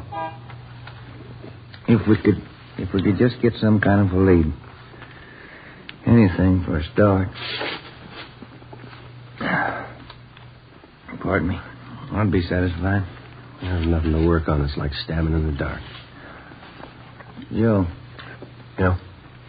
Look down the street there. This is tin can day. Everybody's got them set out in front of their houses. It's worth a try, isn't it? Let's try a place across the street and then work down the block. All right. Come on. I had a cousin move down from San Francisco. It took him almost a year to get used to this tin can system here in L.A. Is that so? Yeah, up there they throw everything into one garbage can. Tin cans, no. Oh, I didn't know that. Yeah, sure. Tabs, my cousin, never could get used to putting the cans out. Backyard was full of them before his wife reminded him to put them out. Yeah. Garbage kind of piled up, too. They wouldn't pick it up with the tin cans in it. Yeah. You want to check these here? I'll get right. this bunch here. Okay. Don't see any paint cans. No, none here either. How about those down there? Okay. Let's go. I'll get this box. I wonder if this is any good. What's that? Prune juice. See a lot of empty bottles. Any paint cans? No. That's so. That's the way it went. Block after block, house after house. We covered 5 blocks, checking the containers full of empty tin cans. Found a few paint cans, none of them the right color, or any combinations that would go together to make the right color. It was a tiring job, but we figured it was at least a place to start. Sure a lot of cans here. There must be a new bride, huh? I don't know. Did you find anything? No, not sure. How about this? Huh? This one. 1 gallon can. Green. Let's ask.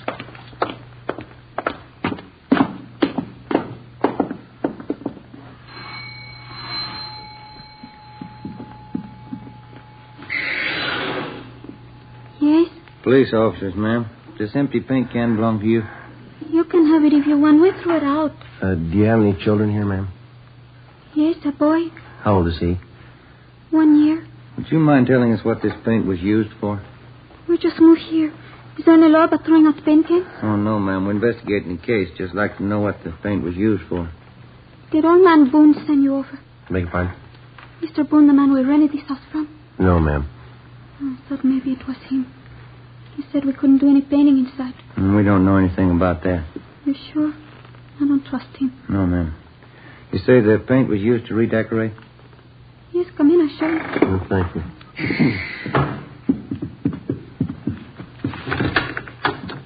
In here.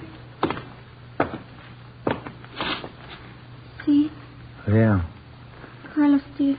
My husband. I told him he should have waited till Sunday. Mm-hmm. Whose idea was it to paint the bathtub? Carlos.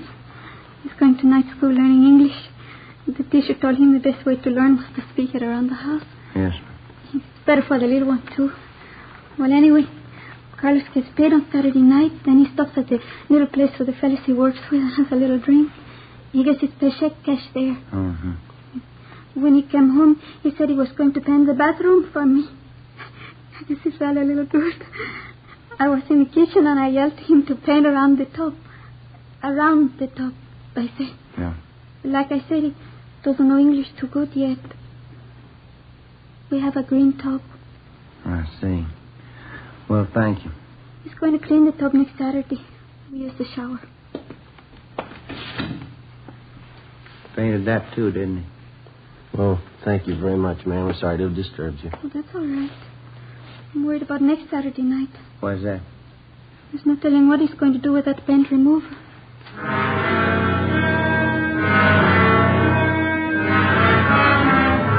4:30 p.m. We were no closer to finding out who spread that paint around the attorney's office than when we started. We continued checking the neighborhood, but we found nothing. A few minutes before 5, we got a call to check back in with Inspector Bowling. You do any good out there? Nothing at all. We had a little action, a new one. Yeah, what's that? Came in about an hour ago. Somebody poured kerosene on 3 palm trees and set them on fire. 3 trees, 3 different blocks. Yeah. Kept the fire department busy. Tied up the traffic for several hours. I sent additional juvenile cars out there to cover, happened in the same general area as the paint job. Any leads? No. Anyone who would smear paint over an office might set a palm tree on fire. Same type of gag, malicious mischief. Think there's a connection between the two? Well, it's anybody's guess. Paint routine's a new one, so's the palm trees. They're both one-time only shots. Maybe the two connect somewhere along the line. Yeah, maybe. Well, it's got us stopped. We can't even find a place to begin. We've tried everything we know. Starting again tomorrow. It isn't going to make that young lawyer feel any better. Yep. Who? You take him down to the detention room? He does, huh? All right, I'll see him. Yeah, right now. 16-year-old boy out there says he's got to see me. Would you like to talk to him alone? No, that's all right. You stay. Come in. You're the chief? My name's Bowling, Juvenile Bureau, yeah. Could I talk to you alone? Well, these officers work with me. Can you talk in front of them, son? I guess so. Well, come on over here. You want to sit down, son? I'd rather stand if it's okay. All right, what's on your mind? I want to confess. What do you want to confess, son? I murdered somebody.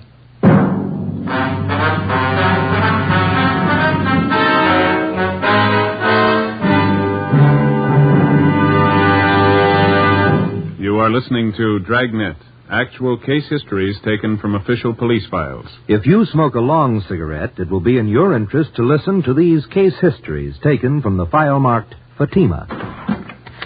On this card, reporter Lee Silver's statement. I need an extra mild cigarette. No other long cigarette I've tried is as mild as Fatima.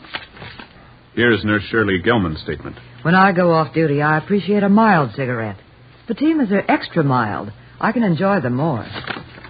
On this card, the statement by drama critic Richard Watts, Jr. Anyone can tell Fatima contains the finest tobaccos. It's extra mild, has a much better flavor.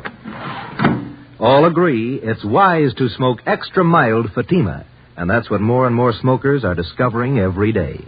Yes, actual figures show extra mild Fatima has more than doubled its smokers coast to coast. So enjoy extra mild Fatima yourself.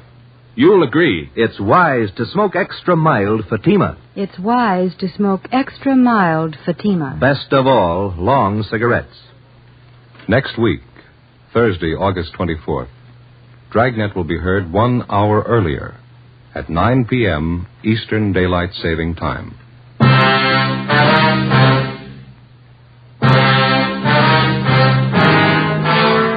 6 p.m. Monday, April 18th. The boy identified himself as Arnold Waterman, gave his age as 16. He told us that 2 days before at 98th Street and 2nd Avenue, he had shot a man to death and hidden his body in the basement of a house. He was taken to the interrogation room where a police stenographer took his statement. Inspector Bowling sent Ben and I out to check his story. 9:30 p.m. We drove back to Georgia Street Juvenile and went to the interrogation room. Arnold? Yes, sir? Well, these two men have been out at 98th Street and 2nd Avenue checking your story. Did you find the body? No, there's no body out there. There should be. I put it in the cellar. There's no house out there. It's a vacant lot. We checked all the houses near there. You sure you killed somebody? Of course I'm sure. I stole the gun. I shot him 3 times in the back. What'd you do with the gun? I threw it in Westlake Park. Where? In the water. I rented a boat and rowed out to the middle. That's where I threw it in. Why did you kill the man? I don't know. I didn't like him. Now, look, boy, you didn't kill anybody. There's nothing to back up your story. There's not an ounce of truth in it. How do you know you haven't found the body? Just wait. You'll find him, then you'll see. I killed him, all right. Will you show us where you hid the body? Why should I? I told you can find it. These men have gone over that entire area thoroughly. There's nobody out there, and you know it. You cops are funny. When somebody won't admit a murder, you keep asking questions until they do. I'm telling you I murdered somebody, and you keep trying to talk me out of it. If we can find one shred of proof, we might go along with you. You can't be convicted without proof. How much do you need? You got my confession. I offered to sign it. They wouldn't let me. What more do you need? We need a victim, Arnold. you knew where to look, you could find it. We've looked every place you told us to. You're lying to us, son. And why? I never liked the old man. I hated his wife. I killed her, too. I wasn't going to tell you that. Where do you go to school? When I quit school to sell papers, I had to support my mother. Where's your father? I don't know. My mother wouldn't tell me. That's where I met the old man I killed, selling papers. He was my boss. None of us liked him. Nobody had the nerve to do it but me. The rest of the guys were scared, but not me. What was the old man's name? I can't think of it right now. He was your boss. He never told us his name. We just worked for him. Where'd you sell papers? I don't remember. I had to sell papers. We were going hungry. I couldn't stand to see my mother starve. Didn't your father work? I don't know where he is. I told you that. We tried to get on relief. They wouldn't let us. I made a lot of money selling papers. After a while, we didn't need relief anymore. I made $100 a week. Why are you lying to us, son? If you think I'm lying, why don't you let me go home? We haven't anything to hold you for. You can go home. Not until I have a trial. I already called a lawyer. He'll be over pretty soon. I've sent for your mother, Arnold. She'll come down and take you home. I didn't want her to know anything about this. I may have to go to the gas chamber. It would make her feel bad. You shouldn't have called her. It's no use. Let's go back to the office. His mother ought to be there by now. All right. Mary, you want to stay with the boy? All right. You better go out and find that body. Come on, Joe. I killed that old man. You can't say I didn't. The boy's a pathological liar. Well, it looks that way. Probably an inferiority complex. And this is the way of making himself important. Well, we all know he didn't kill anybody, but I wonder if he's got something else in his mind, huh? How do you do? You're Mrs. Waterman? Yes. Inspector Bowling? Yes, ma'am. This is Sergeant Friday. How do you do, ma'am? How do you do? You have to excuse my appearance. I slept a little late today. We've got your boy down the hall. He's all right. Trying to get us to swallow a few tall stories. Yeah, he's like that. What did he tell you? He tried to give us a story about killing somebody. Well, I'm not surprised. This isn't the first time. I'll never understand that kid. Has your boy ever been in an institution, Mrs. Waterman? No, he's not bad. He just likes to lie all the time. He's an awful liar. Went to his high school principal the other day, told him his father and I beat him. We wouldn't give him any lunch money. Where is your husband? He has a newspaper concession on one of the railroad trains. How often is he home? Oh, once a week, sometimes every 2 weeks. It's the only business he knows. Yes, ma'am. Maybe that's the reason the kid's the way he is. My mom always used to tell me a kid needs his father. So whenever my hubby's home, he always does the right thing. Arnold started telling these lies a long time ago, and ever since when his father found out, he catches it. What do you mean? Good strapping. That's all a kid like him understands. His father knows how to handle him. Whenever he lies, he takes the strap to him. You think that's the best way to handle it? Don't you? Well, you know what you're doing, Mrs. Waterman. He's your son. But if you wouldn't mind a little advice, do you mind my telling you? No, not at all.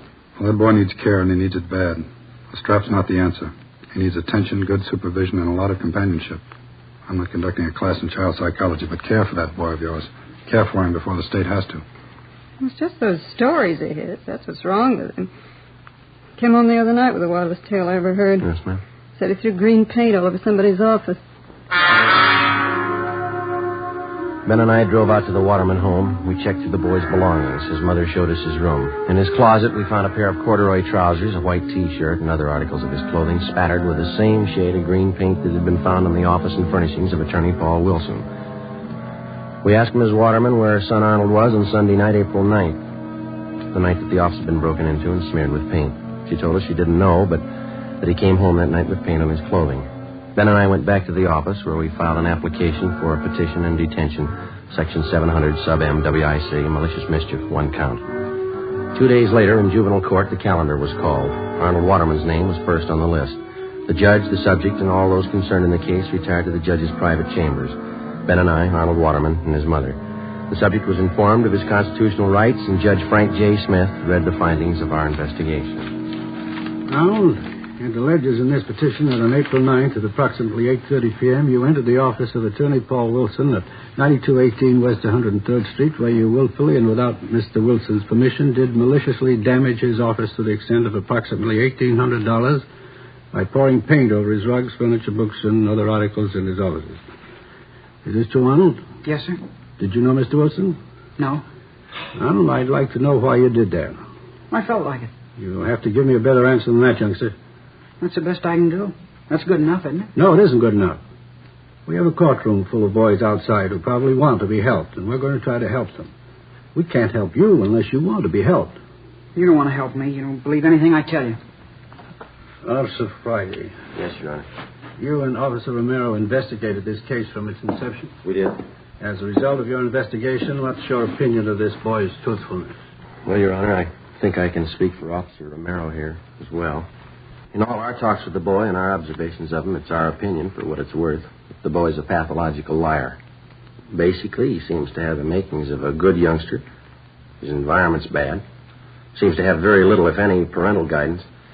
Tells lies, Your Honor. Lots of them. That seems to be everyone's opinion. It's not mine. If you'd spend more time trying to find out if I'm lying instead of trying to put me on the spot, you'd earn your money. Your stories have been thoroughly investigated and double-checked by competent police officers. There is absolutely no basis of truth in anything you've said. I'm getting sick and tired of everybody calling me a liar. Do you hear me? Young man, sit down in that chair. We review a great many juvenile cases here in my private chambers, but that does not alter the fact that you are in a court of law. You will lower your voice, speak in a gentlemanly fashion, and tell the truth. Is that understood? Yes, sir. Mrs. Waterman, could you give this court any reason for your son's behavior? It's a mystery to me, Judge. Fred, that's his father. He can't understand it either. He's always lied. His father beats him for it. I guess he'll always lie. That's all you can say in your son's behalf? What else is there to say? He's a liar. Arnold, I'm going to ask you once more. Why did you smear paint all over Attorney Paul Wilson's office? I didn't like him. Why didn't you like him? I didn't like him, that's all. Tall, skinny, funny-looking guy. You mean you destroyed his property because you didn't like his looks? Something like that. He was cheap. I saw him moving in. He had a trailer. He was moving his own stuff in. Why didn't he hire a mover like everybody else? I don't like cheap people. Do you know anything about this man, Wilson? No. Why? What business was it of yours, whether or not Mr. Wilson decided to move his own furniture? Do you know that he's a young man, not much older than you, just graduated from law school, took a lot of time, took a lot of his money that he earned to put himself through school, and you sit there, a mere sketch of a boy passing judgment on a fine young man like Paul Wilson. And, boy, let me tell you something. I don't know if you're a God-fearing lad or not, but you'd better fall on your knees and ask forgiveness and hope that somebody hears you, that he hasn't lost patience with you. You better raise up those sights of yours, lad, and pray for forgiveness. I hope those tears mean something. Now, do you have anything to say before I pass judgment on this case? Yes, sir, I have. I'd like to tell you about something else I did. There were some palm trees out there. I put kerosene on them and set them on fire. Oh, Friday. Would you know anything about this? Yes, Your Honor. That checks with the reports. Any property damage? No, Your Honor. Kept the fire department pretty busy. That's about all. I didn't kill anybody. I just made that up. Yes, we know, Arnold. Do you have anything else to add, Mrs. Waterman? No. I don't know what else you can do with a kid. I'm glad it's somebody else's problem. According to the findings of the probationary officers and the investigating officers and what I've heard and observed in these chambers, I have no alternative but to remove this boy from his present home and environment and place him in a foster home where he will receive closer supervision and the care that he requires. Does that meet with your approval, Mrs. Waterman? It's fine with me, Judge. Fred and I can hardly make ends meet now, and it's a shame to waste what money we have on this kid. It's all I can do to squeeze out the new clothes I need. Then you approve this plan? I can't wait to tell Fred. Well, when you tell Fred, you can also tell him the taxpayers are not going to assume the burden of the mistakes that you and your husband lavished on this boy. What do you mean, Judge? The expense of placing the boy in this foster home comes to the amount of $35 a month. You and your husband will pay this sum. The law covers that. It's an awful lot of money. The payment will be due on the first day of each month. You will meet this requirement or be held in contempt of court. I'm only sorry that's as far as the law goes. The laws of the state of California do not make the parents responsible for the torts of their children unless contributory negligence can be proven. In my eyes, it is contributory negligence on your part, but unfortunately it cannot be proven. Any faults that this boy may have are yours. You as a parent are responsible. We did the best we could in raising the kid. Madam, you didn't raise him. Hearing dismissed.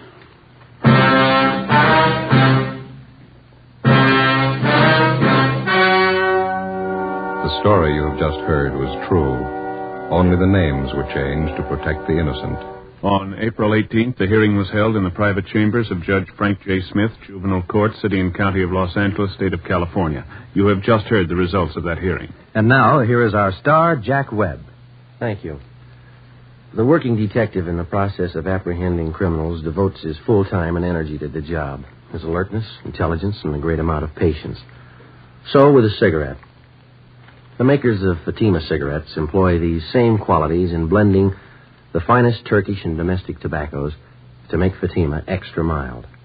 Best of all, long cigarettes. Now, if you're a long cigarette smoker like I am, then buy Fatima. You'll find, as I have, that every pack is extra mild. Smoke Fatima.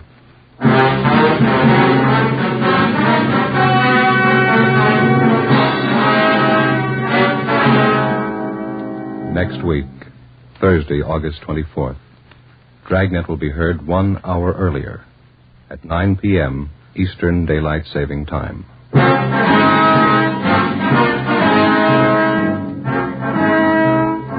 You have just heard Dragnet, a series of authentic cases from official files. Technical advice for Dragnet comes from the Office of Chief of Police W.A. Parker, Los Angeles Police Department.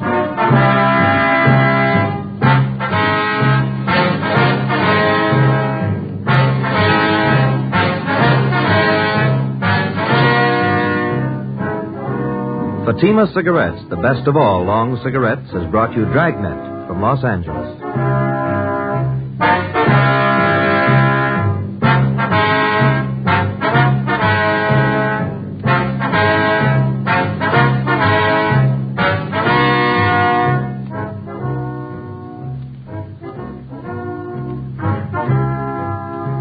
Now hear Sarah's Private Caper. September 7th, it's Father Knows Best on NBC.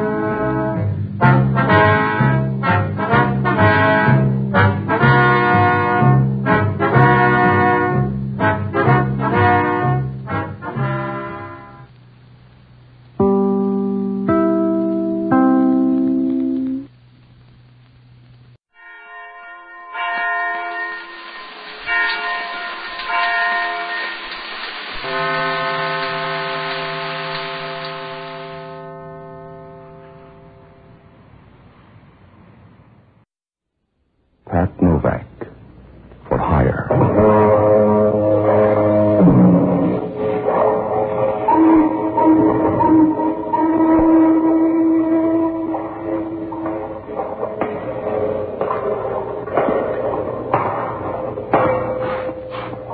Sure. I'm Pat Novak, for hire.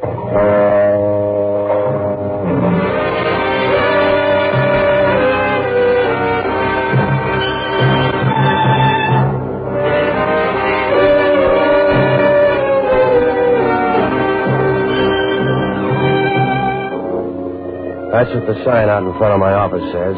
Pat Novak for hire. It's about the only way to make a living down on the waterfront in San Francisco. Because around here, a set of morals won't cause any more stir than Mother's Day in an orphanage.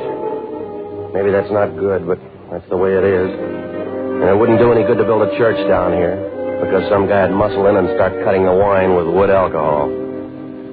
All you can do is try to make the books balance, and the easiest way to do that is keep one hand on your billfold and the other hand on somebody else's. Oh, I rent boats and do anything else that'll buy a warm winter. It works out all right. It saves the government a lot of money. But if anything goes wrong, your trouble comes hard. It doesn't do any good to sing the blues, because down here, you're just another guy in the chorus. I found that out Wednesday afternoon. It started to rain up by Pier 19, and I knew there was a storm on the way. The bay looked flat and smoothed over. But you can say that for a lot of quarrels. So I closed the office and walked down to the barber shop for a shave. The barber lathered me up so I couldn't answer back and started to tell me how Dean Atchison ought to handle things. About 5 minutes later, somebody walked into the shop and started tapping my foot. He got tired of that and moved up to my chest. Hey, you listening? Hey, stop pushing. That's my chest, not a buzzer. Are you listening? Yeah. What's on your mind? Hey, I want to talk to you alone. He's a barber. He won't listen. Let's go alone. All right, let's go. I'll be back in a minute. How do you like it? I got a 14 costume wife. He says... I want to hire you tonight. Will you do something for me? Not for friendship. I give you $200 to follow a woman. I've done it for less. Not this kind. Her name is Agnes Bolton. You'll find her at 7 o'clock tonight down at this bowling alley. Here's the card. Address is there. How do I spot her? Read it off an ankle bracelet? You won't have any trouble. She's a large woman, about 50 years old, with a reddish face. Oh, that's no help. For 50, she sounds normal. Not Agnes. She couldn't pass for 90. She'll be playing in the last alley with a women's team called the Playmores. Yeah? You'll follow her out of the bowling alley. Somewhere along the line, she'll pick up a green leather bag. After that, I need your help. It doesn't sound like love. She'll go to the yacht harbor. Get aboard a boat called Seventh Heaven. I want you to have your boat ready and follow her into the bay. She'll leave that bag aboard some ship. I want to know the name of it. Now, is that $200 worth? Yes. I'll wait for you in your office. Contact me there and be careful. Is she that tough? No, but her friends are. With a figure like that, how come she's got any? They're holdovers. I'd just be careful. Yeah, well, it sounds easy at these prices. That depends on your luck, Mr. Novak. If it turns bad, you've been cheating.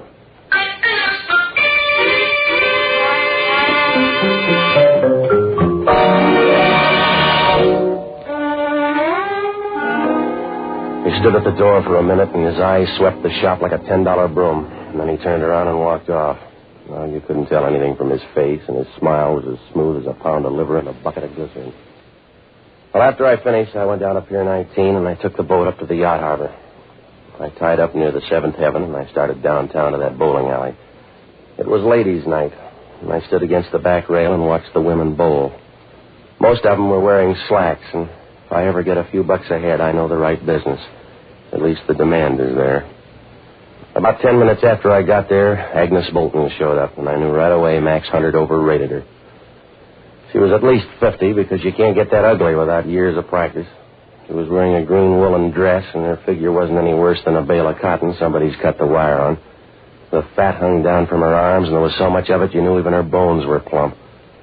And Max was right about her complexion.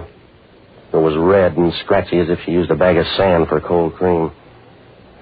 Well, I must have stood there about 10 minutes watching them bowl when the other girl came up. I didn't see her, but I felt her as she brushed up against me from behind. She leaned on the railing close to me, and when she started to talk, it was like grafting a hot iron onto your spine. You look sad, Mr. Novak. Is it the view? What are you, the repair squad? No. I want you to do me a favor. You do me one. Slide over. I bruise easy. Oh? Now, what's on your mind? I want you to do me a favor. Don't follow Agnes Bolton. You're pretty, but I got Max Hunter's dough. I'll help you spend it. Don't let Agnes Bolton get to that boat. Look, Angel, go warm up an armory. I got a deal. Suppose I tell Agnes Bolton you're going to follow her. You tell her first without tagging by here. Now, if you got something on your mind, lay it on the line or relax. I want her worse than Max Hunter does. When she gets that green bag, I want you to bring her to me. I couldn't move her that far. You better rent a derrick. Please, Mr. Novak. It's important to me. I want to talk to Agnes Bolton. I can give you more money than Max Hunter. You haven't got enough to cover, lady. You're talking about kidnapping, and that's a federal rap. The answer's no. You're sure? Unless you want to change the offer. I hope you make it, darling. I may. Don't bet your $200. It's bad to die broke. Is anybody that tough? Now it's my turn to brush you off. Go ahead and follow her, Mr. Novak. But I'll bet you have to roll her the last couple of miles. And unless you can prove it's an election bet, the police will cause you trouble.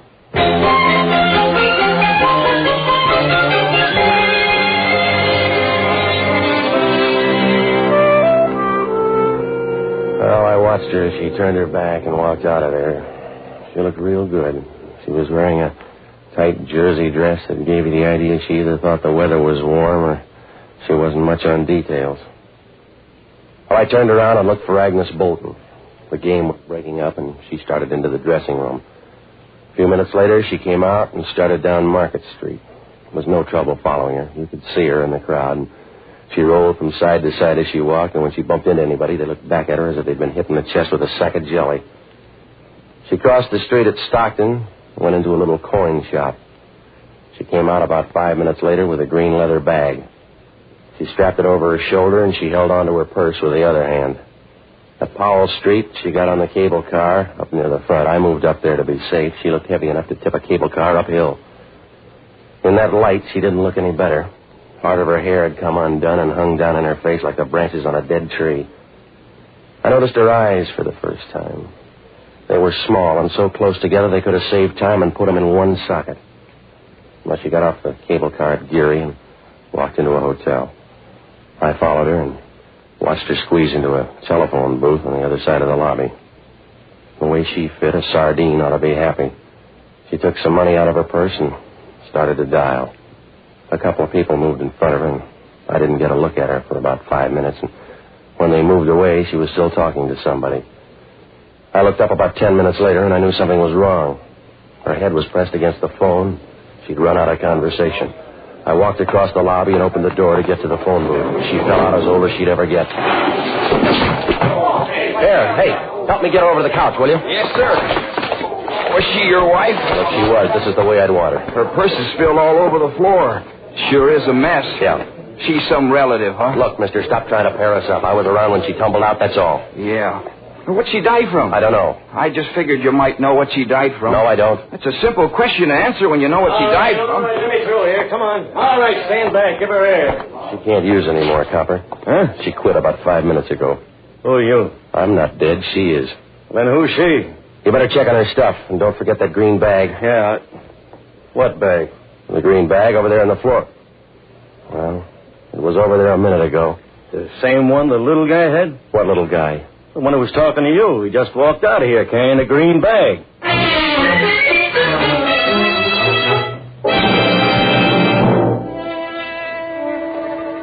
Oh, I got out on the street, and the little man had just crossed Geary. He turned and looked back once, and I saw him melt into the crowd and disappear quick like the wake of a ship on a dark night. When I came back to the lobby, the copper was over to the couch making noises in his throat as if he was trying to eat a pound of cellophane. The manager of the hotel was wringing his hands and making little steps like a ballet dancer with a hot foot. The copper took my name and put in a call to homicide, and a few minutes later, I got into that phone booth. There was a number on the pad, and I took it down. It was Greystone 42961. Well, it didn't prove much, but Agnes Bolton wasn't out to prove much tonight. I began going through the phone book, but there was no Max Hunter listed, and when I called the office, nobody answered. I knew there was as much chance of him showing up as a second piece of butter on a 50-cent lunch. I ran down that Greystone number and found out it was an address out on Post Street. I walked through the lobby and out the side door. Some of the people were out of the dining room, and they looked mad because Agnes Bolton had died during the roast beef instead of later. Well, I walked down Geary to the Union Square garage and gave the guy my ticket. He started down the ramp for the car, and I stood there waiting. I must have looked lonely, because Hellman from Homicide shoved up near the cashier's cage and started over. He made his way through the cars, and as he squeezed by the last one, he looked like a sea lion. Hello, Novak. We identified her. Well, you had lots to work with, Hellman. Where are you going? Out on Post Street. I'll go with you. Her name was Agnes Bolton. You read it somewhere? She was a government agent. They got their money's worth. Coroner says she died of quick poison. How quick? 5 minutes. You're working him too hard, Hellman. He's got a license. He says 5 minutes. She was in that phone booth 10 minutes. Nobody got to her. She looked dead to me, Novak. I don't believe you. Well, I'm hurt. I don't believe a thing you say. That's up to you. I'm not starting a religion, Hellman. I watched her for 10 minutes. Nobody got to her. You better check on that little guy. Yeah? She was carrying a green bag. A little guy walked out of there with her. He sounds hard to find. You don't. Hey, mister, is this your ticket? Yeah, it's a blue nag. You better come down and drive it up. Why? I can't get to the wheel. The guy on there won't move. Huh? I don't blame him either. When you're dead, you got a right to rest.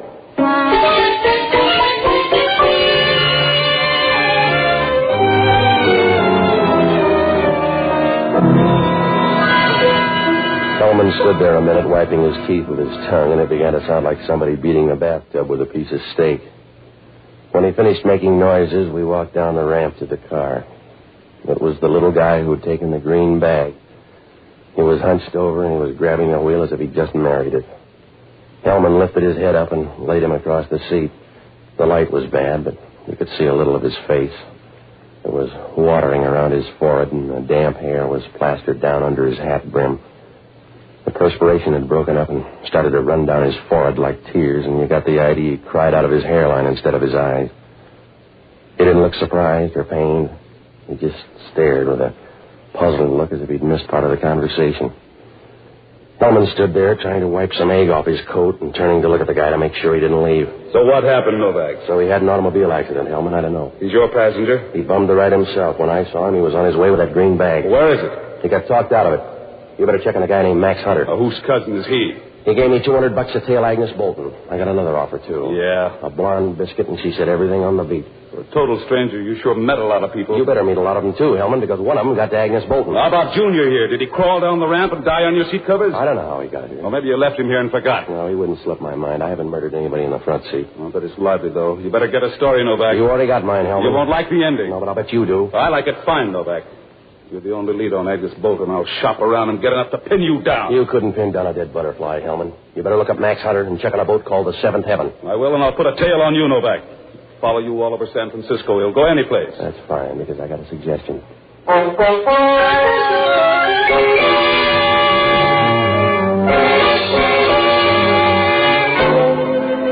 As soon as Hellman left, I took a cab out to that address on Post Street, but it was a waste of time. I might as well have been peddling tip sheets in a monastery. There was a brown house on the corner, and there was a big curved window that stuck out from the rest of the house like a wart on the back of your neck. A toothy old man answered the door and said he didn't know Agnes Bolton. I was pretty sure he was on the level. He just kept nodding his head and rubbing the wrinkles on his face. There were enough of them there to bundle up and sell as a canal. I left downtown. On the way, I went by the yacht harbor, and the Seventh Heaven had moved out into the stream. Well, it was raining harder now, and the docks looked shiny as if somebody had given them a coat of egg white. Well, I had a couple of places to hit, so I looked up Jocko Madigan. He's a good guy who never learned that if you keep your foot on a bar rail for 20 years, it'll do more good for your arches than it will for your brain. I finally found him in the hunt room of the Bellevue Hotel. A drink for Mr. Novak. Something to take off the chill. No, I don't want to drink, Jocko, and you've had enough, too. I refuse to shiver to death, Patsy. I'd look terrible with a blue face. Will you stop drinking, Jocko? I hate whiskey, Patsy, but I'm drinking tonight with a purpose. I made a deal with Charlie the bartender to buy every 8th drink, and I've got him on the run. By morning, I'll have him in bankruptcy court. Look, Jocko, I'm in trouble. I always know when I've had enough to drink, Patsy. When I tilt the glass up, the rim rubs against the bridge of my nose. It's a sort of safeguard, so that when my nose begins to break out in blisters, I know I've had enough for the night. Will you listen? Patsy, you sound like a young girl coming home from boarding school. You'll never be on the right side of things. You'll always be in trouble because you're a bad citizen. You're a shabby half-step in the march of progress. All right, Jocko. You don't know the difference between good and evil. For you, all of human endeavor is a vague blur in high heels, and your vocabulary is a few gutter terms sandwiched in between yes and no. You'll never be any good, Patsy. Yeah. You might as well try to recapture melancholy or ventilate a swamp. You haven't a chance, Patsy. You'll never be any good. Are you all through, Jocko?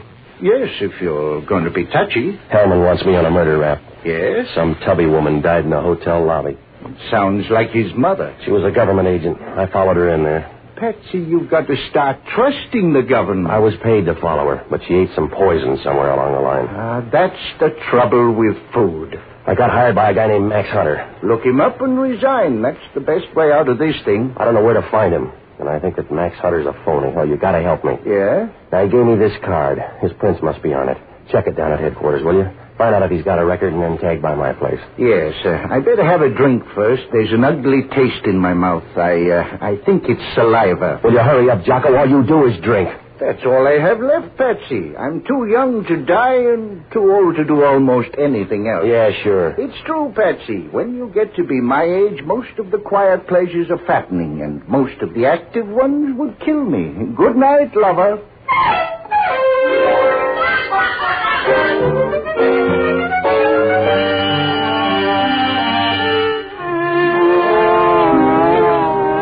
When I left Jocko, I dropped by the Chronicle morgue to look up Max Hunter. There was nothing under Hunter. I looked through every Max from Bear back to Beer Bum, and I couldn't find a thing. Well, it was close to 11 when I rode down to the office for a final check. It wasn't raining hard anymore. It was a nice, easy drizzle. You could hear it playing against the sheds along Pier 19. It sounded quiet, almost private, like the sound a woman makes when she runs her fingernail up and down her stocking. It got on your nerves at first, and you began to enjoy it. The minute I got to the door, I knew something was wrong. There wasn't any reason, but I got the feeling. The same way you know sometimes when you're going to get the busy signal on the phone. I could see her lying there on the floor before I turned on the light. You took one look at her, and you knew she was the sort of girl whose name ought to be Pearl or Myrtle. Somebody'd sapped her, and she was lying with one hand stretched out and the other under her hair. It wasn't really hair. It looked more like a pelt or a raccoon just after a shampoo. It was fuzzed up on the sides, and on top she'd combed it back so tight it was about to go under the scalp. She began to move a little. When I bent over, she started to mumble. What do you want? The red, if you're going to stay long. Here, put your head up. Are you Mr. Novak? It's too late to change. Where's Agnes Bolton? Where'd she go, Mr. Novak? I don't know where she went. Was she a good girl? Something's happened to her. Don't worry, it won't happen again. Who sent you here, Max Hunter? Yeah. Please help me out. All right, come on. I'm Francine Kane. I came to find out about Agnes Bolton. You're a deep sleeper. What happened? You wouldn't know her. I would if she's a tall blonde on the make for that green bag. Who is she? Joan Hayward. You can find her at the Geary Theater. She an actress? Not exactly. Yeah. Her stray talents, Mr. Novak, are dimensional rather than dramatic. If you're smart, you'll stay away from her. Don't tell him anymore, Fran. He's paid up. Hello, Hunter. You oversold me. You give me back the $200. I'm going to give you lots for your money. Don't include Agnes Bolton. I don't know anything about her. Is that a lie? Might be. There's the green bag. Joan Hayward has it. Is that a lie? The little guy didn't think so. She left him dead in my car. Let's go, Fran. No, you're in a hurry, Max. You're not. I hope you like your office, Novak. Huh? Because this is where you're going to spend the night. Don't let him feel bad, lady. It must have been his turn.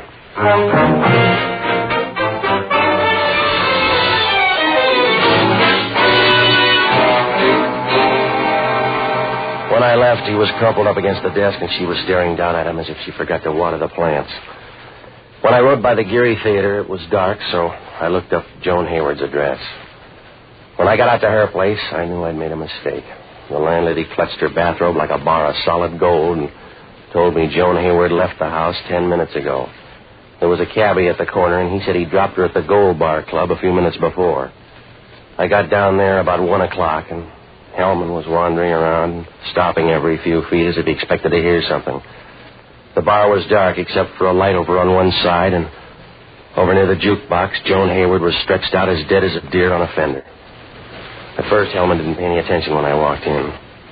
I stood there for a while and looked at Joan Hayward.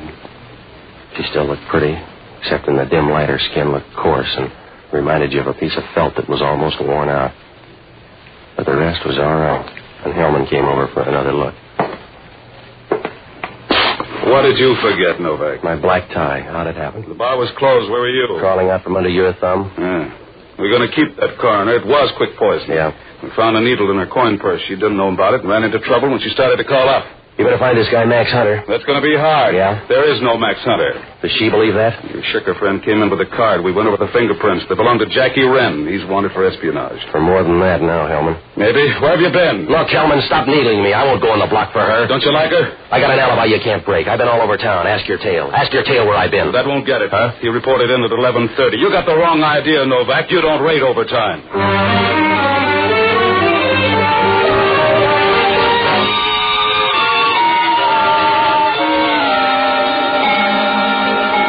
When I left there, I knew everything was downhill. Hellman could stick me for everything but Dan McGrew. My only out was to find Jackie Wren, but you can't ring that many doorbells in one night. I went through the book, but there was no Jackie Wren or Max Hunter listed. I went home to get some sleep, and if they turned Gabriel loose tonight, that was all right with me. Jocko called up about 9 and said there was still no trace of Wren.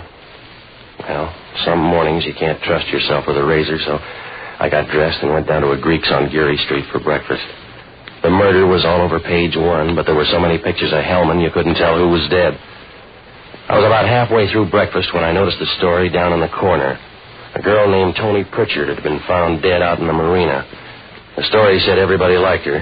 The police didn't have a lead, and they couldn't find a reason. It seemed kind of funny, but when I got to the last paragraph, I began to wonder. It said she was employed by the Musitone Company and worked the late shift as a switchboard operator. I wasn't sure, but you can't pass the dice when you only got $1 left, so I jumped down to see Frank Lupo. He said the Musitone Company owned the jukebox and the Gold Bar Club, but it worked like all the rest. People use a little microphone in front of the box. They call into a main switchboard for songs. I grabbed Jocko, and we got up to the Musitone Company. The guy in charge said, sure, they recorded some of the talk just to check on the girls, and sometimes the girls did it just for laughs. Well, we started through the recordings, and about half hour later, Jocko rolled a 7. No, Patsy, they're all old ones. Try this. Yeah. I'll put it down. I'll handle the needle. There. Crazy, Jackie. You know something's wrong. Let me handle it, friend. You don't get into trouble. I don't want you to get into trouble, Jackie. Will you let me worry? You get back to the hotel. I'll meet you at the Kenwood right after. It's too late. She's coming now. I think you should call, Jackie. You made a mistake, Joe. It's one time you shouldn't have hurried. That's enough, Jocko. Let's get up to Kenwood. Why don't we think it over a while? Put the record down and come on. They're at the Kenwood. You heard the shots. That's what I'm worried about. If that fellow's any kind of a mechanic, he's had time to reload.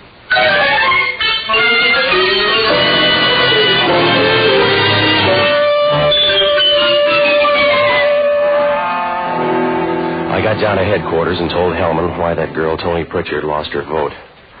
We rode out to the Kenwood, and Hellman started through the register. There was no Jackie Wren listed, and we didn't have any better luck with the girl. I briefed the desk clerk, and he said he thought there were 2 people in the hotel who looked like that, but he didn't know their names. Well, all we could do was wait for him to show. So Hellman and I walked down the street and slid into the car. It must have been about 3 o'clock, and for the next 4 hours we sat in there. About 7 o'clock it began to rain harder. It wasn't easy to see the front of the Kenwood. I got out to wipe the windshield, and that was a mistake because just then the door of the hotel swung open. The girl came out first, and then Jackie Wren. He saw me right away, and the 2 of them jumped over to the curb and got into a car. Riding with Hellman's just about as safe as eating an arsenic sandwich. When we got to the corner, they turned east and started down Bush.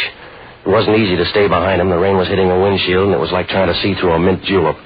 When we got past Jones, Hellman began to close in. It must have scared Wren too much because it stopped and he swung the car around with Hellman a few feet behind, and it was a dead end both ways.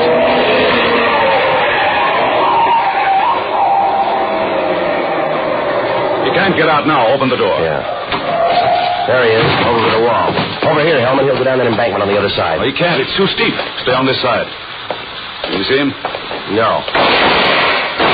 But he's around, I think. You got a chance now, Wren. Come on out. I don't like you that well, mister. Over there by the embankment. Can you see the girl? She's with him. Over to one side. Move up in front. Oh, you're confused, Hellman. I pay the taxes. It's gonna hurt from now on, Wren. I'm coming over. I hope you make it, Copper. All right, Copper. Unless you don't want a medal, I'm through. You don't need the gun, then. Get rid of it. Just toss it over there. Can't even lift my arm. Throw it down, mister. Jackie, please. I threw it right at you, Copper. Francine, you crazy woman, you crazy. You let him kill me. He's going over that embankment. You let him kill me right in front of you.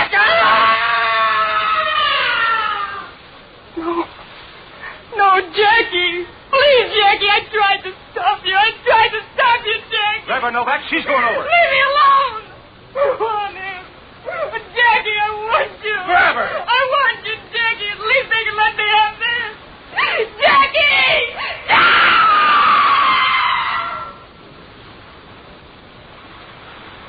A long way down. Yeah. Too bad her name wasn't Jill.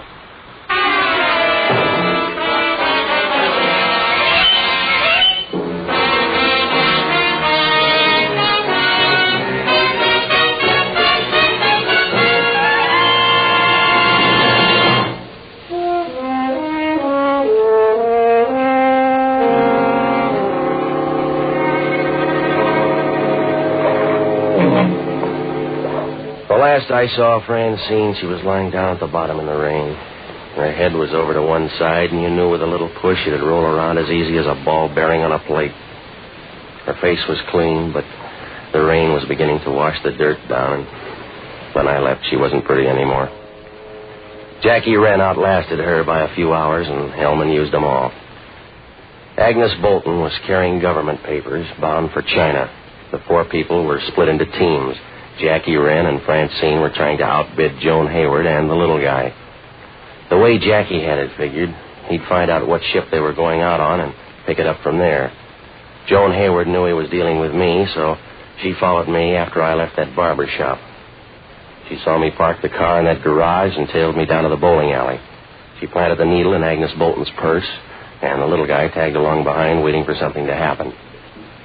Just to be on the safe side in case anything went wrong, Joan doubled by the office and gave Francine a headache. When the little guy got the green bag, he took it to Joan. It was too good to split, so she killed him and left him in my car. Well, then she made a mistake. When Jackie called her up and asked her to come down to the Gold Bar Club, she bought the story. Oh, it would have worked out fine for Jackie if he hadn't talked in front of that microphone. But a nosy girl heard it and had to put the screws on him. Well, Hellman asked only one question. About that conversation between Jackie and the girl. Why would a person say anything that private in front of a microphone? I don't know. But I told him about a couple of others Jocko and I heard. He didn't say anything, but I'll bet he gets a hold of those records and plays them every night before he goes to sleep.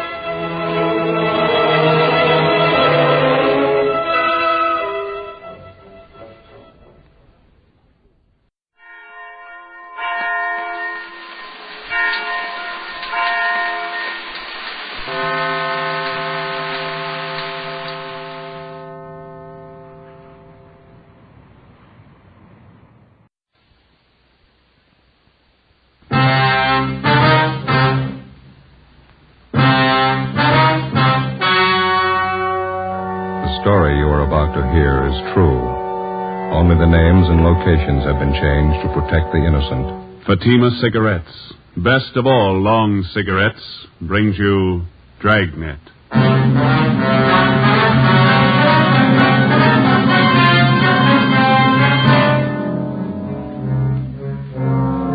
You're a detective sergeant. You're assigned to homicide detail. You answer an early morning call. A police officer on patrol duty disappears. Any attempt to contact him by car radio fails. Your job, find him. If you want a long cigarette, smoke the best of all long cigarettes. Smoke extra mild Fatima.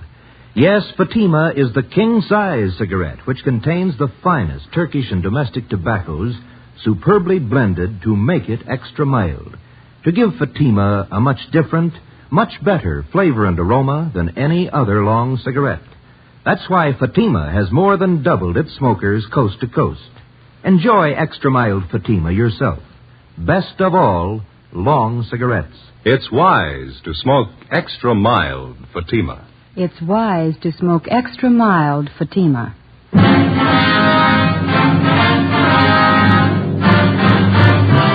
Dragnet, the documented drama of an actual crime. For the next 30 minutes, in cooperation with the Los Angeles Police Department, you will travel step by step on the side of the law through an actual case from official police files. From beginning to end, from crime to punishment, Dragnet is the story of your police force in action. It was Monday, June 4th. It was sultry in Los Angeles. We were working the early morning watch out of homicide. My partner's Ben Romero. The boss is Chief of Detectives Thad Brown. My name's Friday. It was 6:45 a.m. when we got to the Imperial Highway. San Pedro cut off. Hi. Friday and Romero? Yeah, that's right. Pete Sutton, Sheriff's Department. How are you? Hello. We got here as soon as we could. Inspector Bowers fill you in? Yeah, Ed Backstrand, Central Homicide, told us to check with Bowers at the sheriff's office. And Bowers directed us to come out here and lend you a hand. This thing happens so close to the county line, they figure both departments ought to go to work on it. Sure, glad to have you. Looks like a tough one. Is this the highway patrol car the missing officer was assigned to? Yeah. This is just the way we found it. We turned off the ignition. Motor was running, lights were on. Must have been idling quite a while. The temperature was up pretty high. When did you find it this way? 45 minutes ago. Missing patrolman's name is Eugene Brewer. State Highway Patrol called the sheriff's department a little before 6 a.m. Told us the missing officer wasn't acknowledging his radio call. I talked to Mark Benson. Is the radio all right? We checked it. In fact, it was operating normal when we found the car. Mike was out of the bracket, laying on the seat there. Yeah. Any ideas? No signs of struggle. No blood stains. There's asphalt here. No footprints anywhere. Nothing on the shoulder of the road. You said the car was running? That's right. That eliminates any engine trouble. Yeah. No, there's more to it than that. Gotta be. Nobody has any idea why or when he left his car. You've got it all. You know as much as we do. What was the check on Brewer? Mark Benson says he's one of their top men. Been with Highway Patrol for 8 years. Good record all the way. Have you talked to anybody around here? Pretty remote spot out here. A lot of truck gardens, that's about all. My partner, Dave Terry, turned up one man. Maybe he's got something. That's him over by our car. Hey, Dave, would you send him over here, please? Who is the fellow? One of the farmers. Works at truck garden out here. Name's Henry Taniguchi. Lieutenant Sutton? Yes, sir. Mr. Taniguchi, this is Sergeant Friday in Romero. Yes, sir. Oh, yes, sir. I know you filled my partner in, but would you mind going over it again for us? Oh, all right. I can tell you very little. You know, we start work early in the garden. Yes, sir. Conrad, a fellow I work with, Conrad Ishikawa, we started in the string beans about 5 o'clock this morning. Bean patch near Imperial Highway. Yeah. We noticed a headlight stop off the side of the road. This happened all the time along the highway, but this stayed very long. Mm-hmm. About what time did you notice this, Mr. Taniguchi? Must have been 10 minutes past 5. I remember asked Charlie Fujikuni, our cultivator man, what time was. I see. Did you see or hear anything out of the ordinary? Oh, no, sir. We wait a while, and headlight do not move. Conrad and I decided maybe somebody was in trouble. This highway quite deserted early morning hour. What'd you do then? We walked up to see what was wrong. When we get close, we could see was state highway car, so we know everything all right. Mm-hmm. Did you see the officer in the car? Oh, no. Door was open on the other side. We thought maybe officer investigate something down in the brush. Did you see him down there? Oh, no. We just think he was check up something. So we go back to work. You saw nothing out of the ordinary, nothing unusual? No, we don't. We hear the radio play. We know everything okay. That checks out. The radio was functioning when we got here. Mm-hmm. You didn't notice any other cars around anywhere, did you? Oh, no, sir. Thank you very much, Mr. Taniguchi. Here's my card. Appreciate it. If you think of anything else, please let us know. Oh, yes, I will. What happened to officer in this car? We don't know. Oh, he's all right. Probably look for somebody. Well, that makes us even. We're looking for him. Monday, June 4th, 8 a.m. According to our instructions, we headed back to the Hall of Justice to check in with Inspector Gordon Bowers and Captain Garner Brown of the Sheriff's Department. They were coordinating the search for the missing highway patrolman, Eugene Brewer. Inspector Ed Backstrand, Central Homicide, was helping out. To the peace officer, cooperation with all branches of the various law enforcement agencies is essential. Each man on the force knows the value of a coordinated effort. He knows that without the aid of the many divisions of law enforcing bodies in his city and county, the task of maintaining law and order would be a total failure. The local officer depends on the men in the federal, state, and county departments as they depend on him. Without this coordination, no one department could survive. 8:25 a.m., we met with Inspector Bowers and Ed Backstrand in the sheriff's office. Nothing, huh? Nobody saw him. If somebody did, we haven't found him, Inspector Bauer. We both figured the only thing to do was to ask for cooperation of the newspapers. We got it. Pretty good layout, huh? There's stories in every morning edition in town. They're running a picture and full description of the missing patrolman. Well, we talked to everybody we could find in the general area out there. We worked 2 hours at it. The spot where the patrol car was found is pretty remote. A couple of gas stations, some vegetable gardens. We told you about the Taniguchi fella. Checked all his friends that worked with him. They couldn't add anything. Maybe the newspaper will turn up something. I sent a special detail out there to fan out and search the entire area, 5 square miles. Yeah, it'll take time. There's nothing else we can do. No, there's nothing more we can do. There's nothing anybody can do until we can show them the patrol cars how to carry 2 men. Nobody seems to be able to do anything about it. Maybe they will now. Sending one officer out in a patrol car is like trying to run a trolley line with one man. How many cases can you remember in our department? Ed Dudman pulled the car over in Dogtown at 3 o'clock one morning. I remember. Driver turned out to be a guy with a record. Dudman couldn't know that. While he was making out the traffic ticket, the guy shot him down in the street. Dudman died before he could get help. Yeah, we do a lot of griping in the detective division, but those men in the patrol cars and the motorcycle boys, they get the dirty end of the deal for sure. You bet they do. When a detective is sent out on a job, he knows who he's after, what he looks like, what he can expect when he finds him. The boys in the patrol cars answer a call, a 390, a 415, a 507. Sure, we know what they're supposed to be, but how often do they turn out that way? Prowler, a peeping Tom? How many times do they have a gun in their pocket? How many cops do they kill every year? We've all been through it. We know what it is. Yeah, but how often do we think about it when we're griping on stakeouts? Let me tell you something. This goes for me as well as you. Let's not forget who the real cream of the force is, the backbone of any police department. Men on wheels. No question there, Skipper. Sorry, I didn't mean to make a speech, but when something like this happens, it gets to me. The riding on short odds as it is. There ought to be 2 men in every patrol car. Well, we should have been somebody else with Brewer. The guy on the job just doesn't disappear without a trace. It's just what he's done. We've checked everywhere, everything. Excuse me. Powers. Who? Yeah, send him right in. This might help. Truck driver by the name of Nat Wolf. Says he's got something for us. Come in. Mr. Wolf? Yes, sir. Come in. Mr. Wolf, Inspector Backstrand, Sergeant Friday, and Romero. Hi. How do you do? Hi. I saw the story in this morning's Times. I don't know if what I got's worth anything, but I figured I'd better pass it along to you guys. Something on the missing highway patrolman? Well, I don't know. The reason I'm here, maybe it's just a coincidence, but I gave a fellow a hand earlier this morning out on the Imperial Highway, not far from where the paper here says the empty patrol car was found. About what time was that, Mr. Wolf? Oh, around 4:30 this morning. You want to tell us about it? Yeah. I'm an independent trucker. I haul topsoil for different nurseries. Stuff out there on Imperial's good rich stuff. We dig it right out the side of the hill. Yes, sir. Well, I just loaded up, and as on my way back to town, this fellow flags me down. Said he'd had a flat, pulled out on the shoulder of the road to fix it. Said he didn't know it was sand. After he'd fixed the flat, he found out he stuck. He couldn't get his car. You gave him a hand, huh? No, not with the flat. He already had that fixed, but I towed him out. I see. That's how I became suspicious of this fellow. How do you mean? Well, I offered to get out and hook up the tow chain. He said, no, just stay in a cab. I figured if he could do it alone, it was all right with me. Well, I pulled him out, but here's the funny part. Yes, sir? The chain got a kink in it from the weight of the pull. It's no mean job to handle that alone, but he says, well, he'll do it himself. It seemed to me like he didn't want me to get a good look at him or his car. I could be wrong, but, well, that's the way it struck me. Did you notice anything?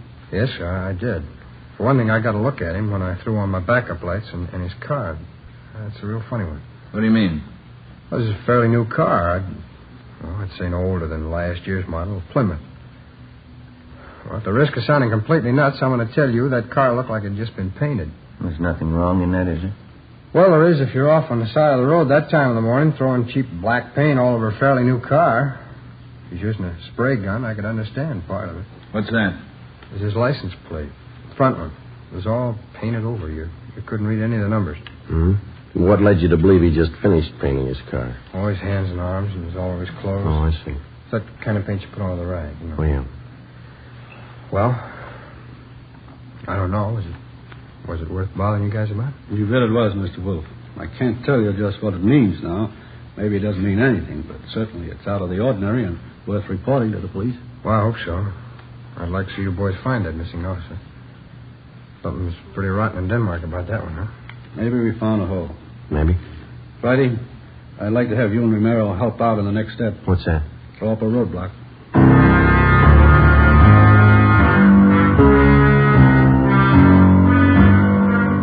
10:30 a.m.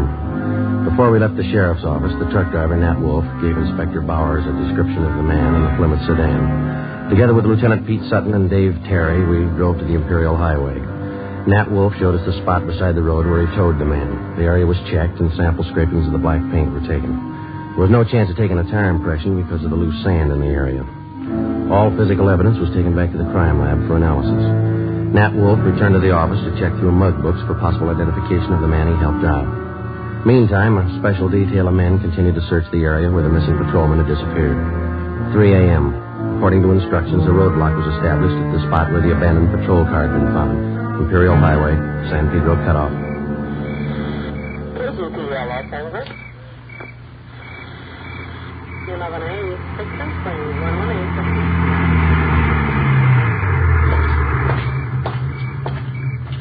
Police business? Yes, sir.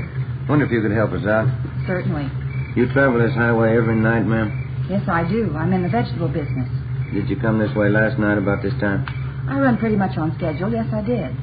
Did you notice anything unusual along the highway? I bet I know what this is about. That missing highway patrolman. Yes, ma'am. We're stopping everybody to see if they can give us any information that might help us out. Oh, I wish I could, but I didn't see a thing.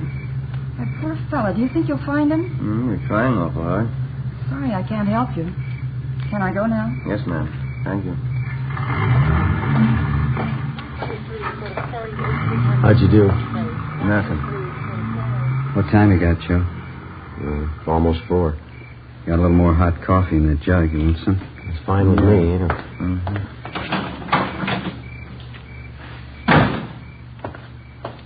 Here we are. Cuts in the lid here. Ben, Joe? Thanks, Lord. Watch your fingers. It's hot. Yeah.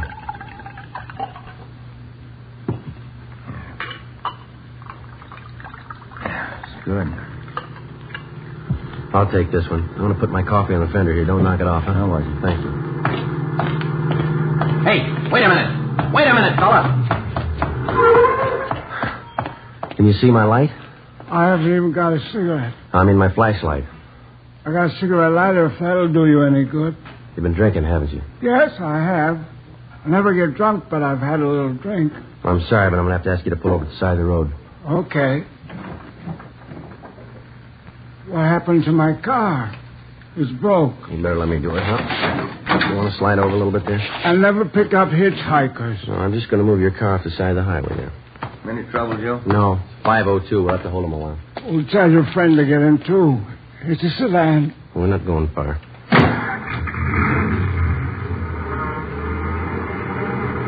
Where are we going? Right here. Is this the road to Pismo Beach? No, sir, not this one. Well, that dirty little Ernie, he lied again. He hates clams. What's that? I've been trying for 5 months to get to Pismo Beach for a bowl of clam chowder. I haven't made it yet. All right, you just sit here a while and sober up, will you? I'm going to hold on to your keys. I'll give them back to you. You haven't got a bottle in the car, have you? No, I never drink and drive. Alcohol and gasoline do not mix. Yeah. You drive this road every night? Every night. And he keeps telling me to take me to Pismo Beach. I love clams. You just sit here and sober up.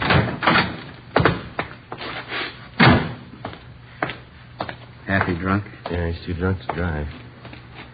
Yeah, getting along towards daylight. Where'd I put my coffee? Oh, I put it over here, Joe. Afraid we knocked it off. Oh, thanks. This one's mine. Hey. Sure. You seem to come in bunches. You get 2 or 3, and then you wait for an hour. You know, they don't use this highway much since they put through that alternate, you know. Police business. Yes, sir? You travel this highway every night about this time? Once in a while. Haven't been over this way in a week. You didn't drive this way last night? No, sir, I didn't. Anything the matter? Routine check. Thank you very much. You can go on. Nothing. Yeah. Well, looks like a hopeless job, doesn't it? Business is picking up. Here comes another one. Looks like one of your sheriff's cars, Pete. Yeah. Reynolds, homicide. Pete Sutton? Yeah, Reynolds. You can pack up. They found him. Is he all right? 2 bullet holes in the back of his head.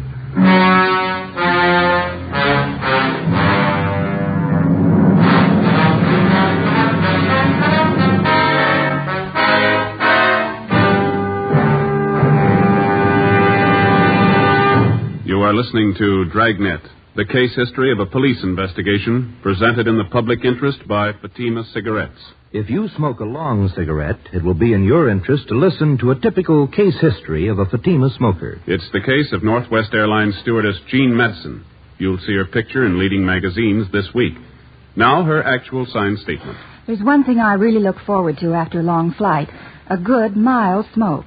That's why I prefer king-size Fatima. It's milder than any other long cigarette I've tried.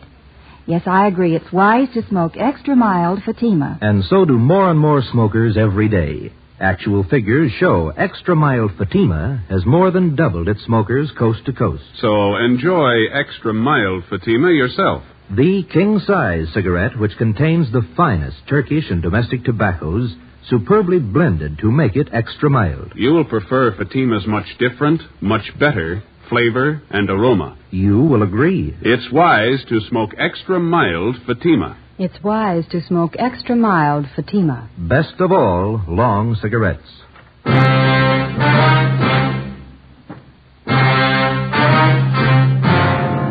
a.m. Tuesday.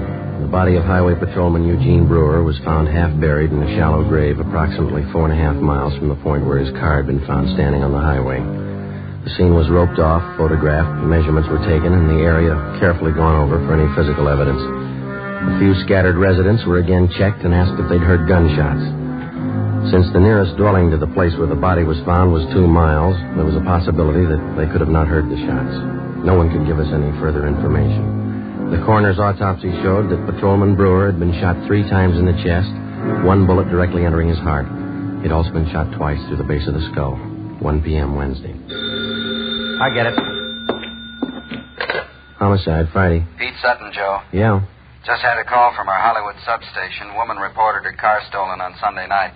Thought the guy was going to bring it back. That's why she didn't report it sooner. What about it, Pete? It's a Plymouth sedan, last year's model. Same type the truck driver told us about. Sounds good. We already have a broadcast out on it. We're putting out an APB now. You want to check and see if they got it on tonight's hot sheet? Right. Anything on the guy who stole the car? Boyfriend of the woman who owned it.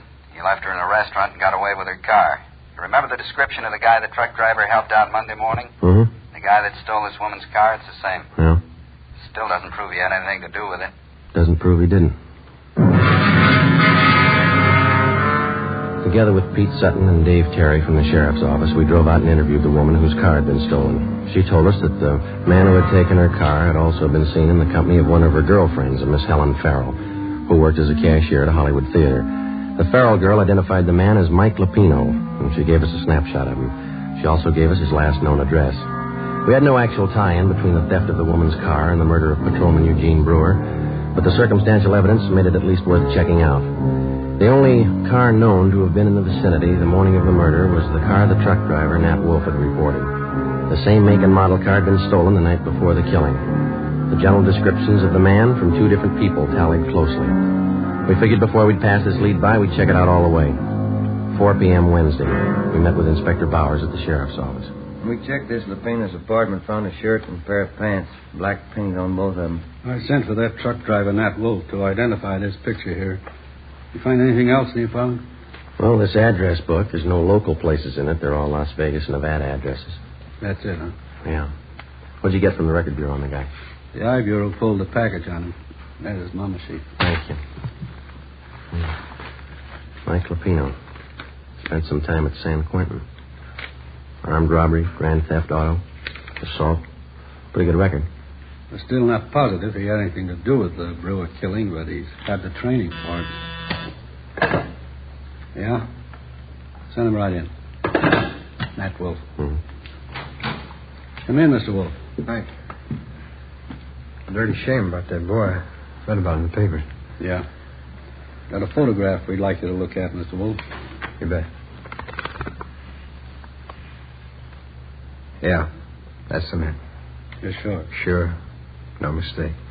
Hey, why do you suppose he was painting that car at 4 o'clock in the morning? Maybe that's what that patrolman wanted to know.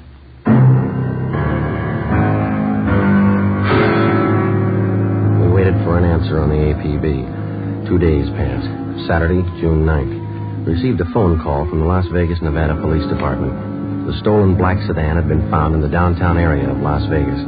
We requested them to put a stake out on the sedan and asked them not to disturb either the car or its contents. Together with Pete Sutton from the sheriff's office, Mark Benson from the Highway Patrol, and Ray Pinker of our crime lab, we flew to Las Vegas. Pinker checked the stolen car. Embedded in the rear seat were 2 spent bullets. There were also bloodstains on the seat and on the floor of the car. Pinker flew back to Los Angeles, where the evidence was analyzed. The bullets found in the car were fired from the same gun as the bullets found in the body of the dead patrolman. Fingerprints lifted from the stolen car matched those of Mike Lapino. Saturday afternoon, we checked in with Chief Harry Miller, Las Vegas Police Department. This is all you've done on him, huh, Chief? That's most of it, yeah. Since we staked out that black sedan, I've had the town covered for Lapino. No one saw him abandon that car, huh? No one we know of, no. Had good cooperation from the newspapers. Story's been on page 1 since the thing broke. Anything come of those names we got from Lapino's address book, the ones we phoned for you? Let's see, I got the list right here. Yeah, here we are. These are the ones my men have checked out already. George Connolly, nothing there. Harry Carlson, he and his wife have been checked out, nothing there. William Spencer, nothing at his place. We've got them all staked out. At least 2 to go, huh? That's right. We're checking the last 2 now. Nothing from the railroad stations, the airlines? They've been covered ever since we got your phone call.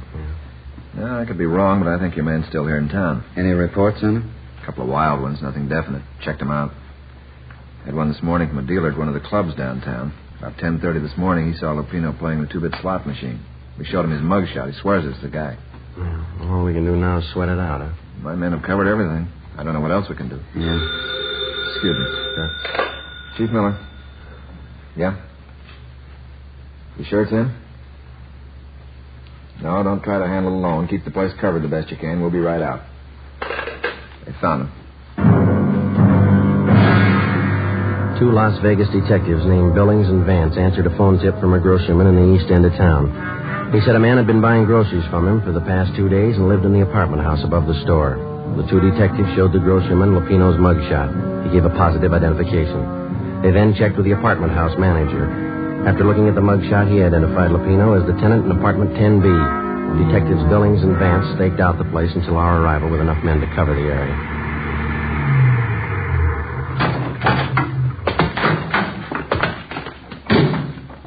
Vance? Yeah, Chief. What's the story? He's in there. Hasn't been out all day. Apartment 10B. We'll take the front, Chief. Manager thinks Lapino has a gun. Maid was cleaning the apartment, found some loose slugs in the dresser drawer. You still want it, Friday? Oh, it's our headache. Joe and I will go in, Chief. Right. Vance gets the men up on the roof to cover. We've already fanned them out around the building. I don't know what they tell you in L.A. on one of these things, but here we tell them to be careful. Right, Chief. Joe, let's go.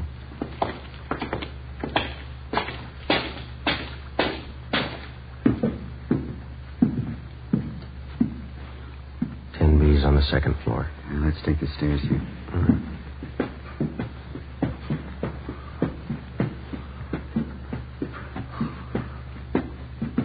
It's a long way up, isn't it? Yeah.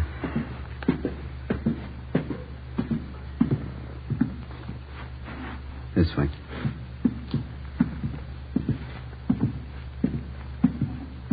Here we are. You cover, huh? Yeah.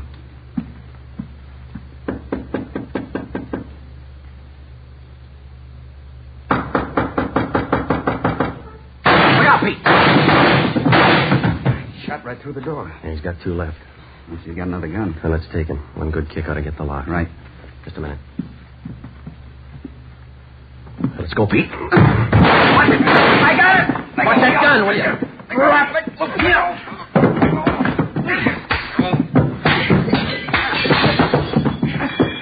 Let it alone, Lapino. I got it. All right, come on, get up. You all right, Pete?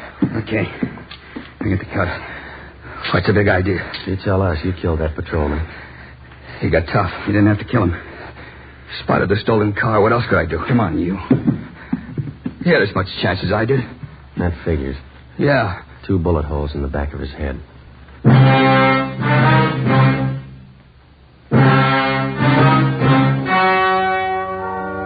The story you have just heard was true. Only the names and locations were changed to protect the innocent. On October 2nd, trial was held in Superior Court, Department 91, City and County of Los Angeles, State of California. In a moment, the results of that trial. And now, here is our star, Jack Webb. Thank you. The working detective knows that every member of his local police department is a qualified man. He knows that his fellow peace officers have been carefully selected to perform their specific duties by trial, by examination, and by results. And so, with a cigarette, the makers of Fatima carefully select and blend only the finest Turkish and domestic tobaccos to make Fatima extra mild. Best of all long cigarettes. If you're a long cigarette smoker like I am, smoke Fatima. Every pack is extra mild. Fatima.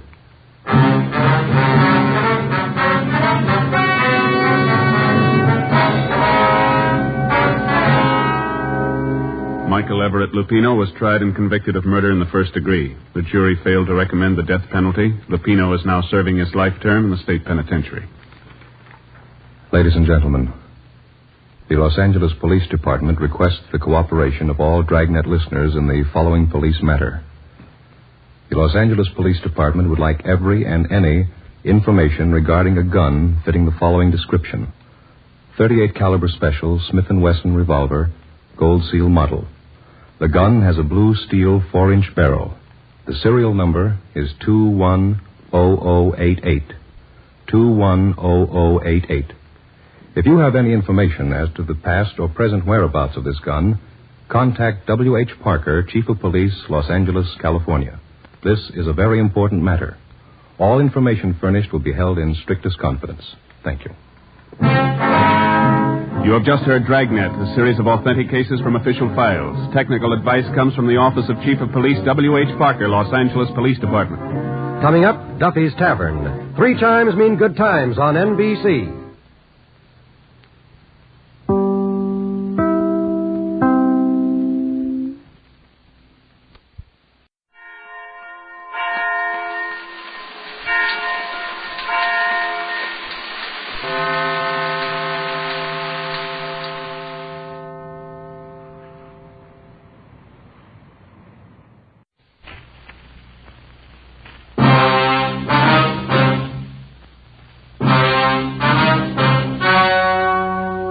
The story you are about to hear is true.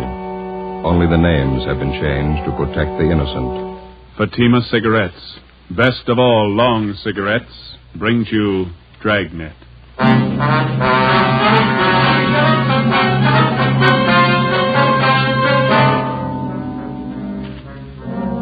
You're a detective sergeant.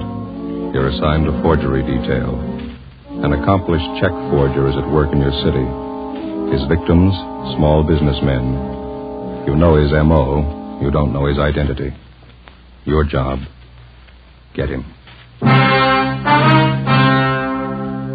If you want a long cigarette, smoke the best of all long cigarettes. Smoke extra mild Fatima. Yes, Fatima is the king-size cigarette which contains the finest Turkish and domestic tobaccos superbly blended to make it extra mild.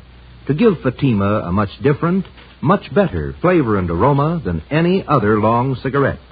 That's why Fatima has more than doubled its smokers coast to coast. Enjoy extra mild Fatima yourself. Best of all, long cigarettes. It's wise to smoke extra mild Fatima. It's wise to smoke extra mild Fatima.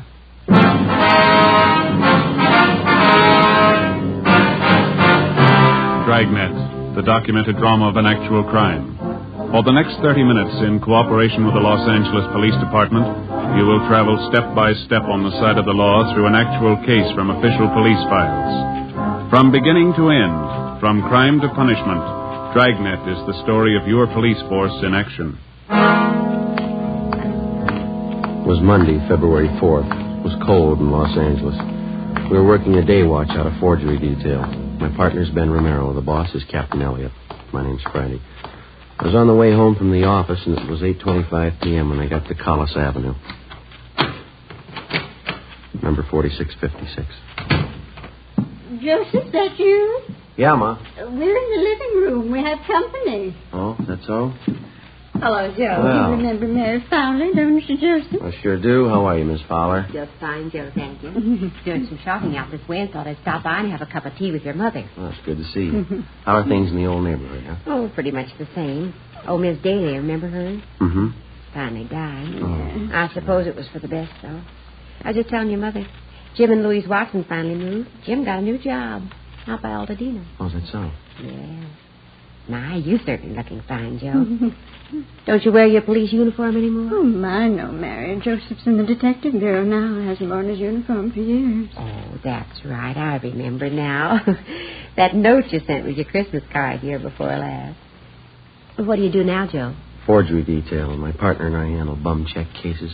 My, that certainly must be interesting. Have you had your dinner, Joseph? Yes, ma'am. I stopped at a place out in Santa Monica and had something. Yes, well, Mary brought me some nice coffee cakes. Pineapple filling. Wouldn't you like one with a cup of coffee, Joseph? No, I don't know, Ma. Well, you sit down in your chair there and rest yourself. You always look so tired. You have no idea how hard they work, those young fellas. You remember Genevieve, don't you, Joe? My oldest girl? Oh, yeah, sure. How is she? Oh, just fine. Lots of boyfriends, as usual. Going out all the time. Oh, that's good. She asked to be remembered to you. I think you and Jen were stuck on each other at one time, weren't you, Joe? Oh, we went to a couple of dances in high school. Well, I think she started going steady with another fella, didn't she? Young girls. Never know when they're well off. Here's your coffee, Joseph. I set it here on the end table. Thanks. I don't think I can use it, Ma. Delicious coffee cake. You smell how fresh it is. Yeah, it's nice. Oh, my, 8:45. I should have left half an hour ago. Oh, you have to go, Mary? Seems our visits are always so short. Well, I got a lot of ironing to do, and I have to make Carl's lunch. He's always so fussy about his lunch. Yes, well, I'll get your coat. Well, it's nice seeing you again, Joe. Do you want to be remembered to Genevieve? Yeah, tell her hello, will you, Miss Fowler? If you're over our way, be sure and drop in and see us, won't you? Genevieve's home at the office by 6. She often says she'd like to see you again. Oh, thanks. Good night, Joe. You be sure to come and see us now. Jen will be looking forward to it. Okay, Miss Fowler. Good night. Yeah, and I'll show you to the door, Mary. You remember to call the neighbors, won't you? All right, dear. I will. You take care of yourself now. Good night. Good night, Mary. Nice person, Mary. Having a hard time trying to find a husband for Genevieve. Yeah. Hey, Ma, I'm not very hungry. I can't eat now. No? It seems such a shame to waste. That's a lovely coffee cake. Then you still on the same case, Yeah, same one. It seems to me it's taken an awfully long time. Well, we've been on it 2 months, yeah. I'll never understand it. Why people write bad checks. Always get caught. Well, it's easy living while it lasts. Now, you know what the man's handwriting is like. Don't you know who the man is? Well, we think so, Ma. We're not sure. There's hundreds of check men who work almost alike. Some of them even look alike. There's always a big enough field to pick from. Our problem's picking the right one. Now, I don't know much about it, but the whole thing seems kind of silly to me. Well, how's that?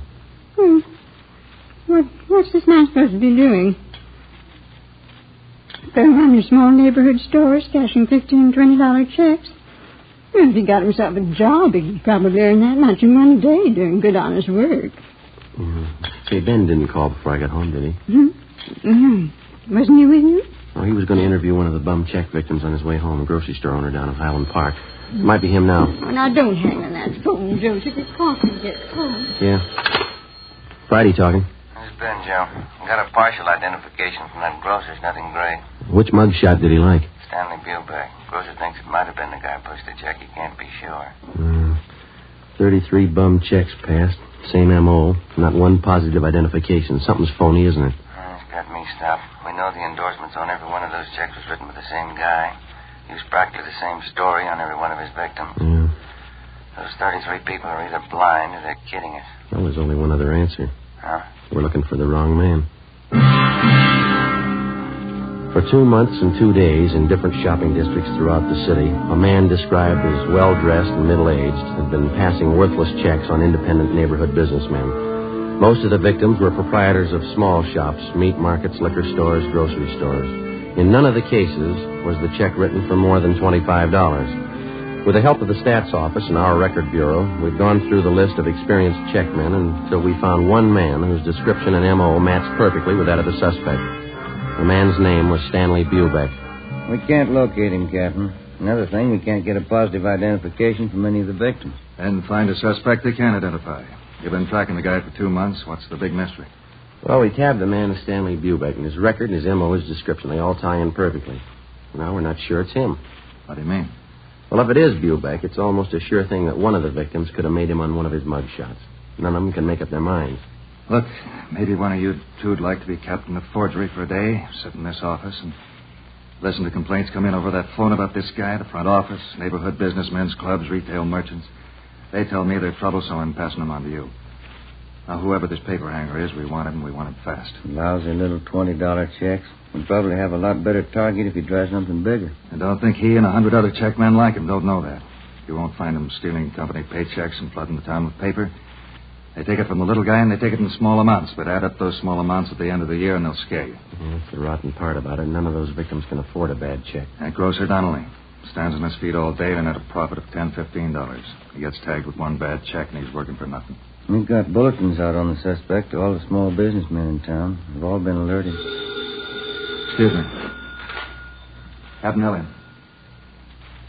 Yeah, okay, Don, right away. Don Myers. He went over the handwriting of those last 3 checks. Wants to see you. Okay. How about that special bulletin you got out to the prisons on Stanley Bubeck? Any replies? Nothing yet, Skipper. All right, stay on it. Right, let's go, man. It's a sour deal. I'd give a right arm for a line on this guy. Yeah. Well, it'd move a lot faster if somebody'd help us follow those checks closer. The way it's running now, we hear about the paper 2 weeks after it's been cashed. The Bubeck thing isn't helping much. No use find another line till we get it settled.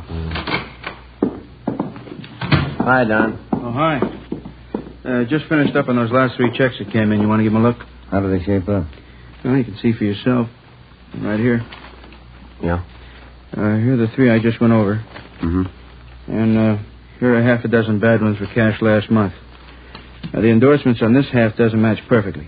And those other 3? Well, I'd say they were endorsed by the same person. Now, look here. Huh? You can notice the capital letters. Now, he still handles them the same way. Disconnected from the other letters in the first name. See? Yeah. But he connects the capitals in the last name. See? Mm-hmm. Not very bright. Yeah. Not much doubt in my mind. All the other handwriting factors tie in. The form, skill, shading. They all match up. The movement, the terminals, they're all the same for my money. Here, the way he writes the lowercase letters. Yeah, that cinches it for me. How's that done? Well, here. The inclination of the terminal stroke on the S. See it?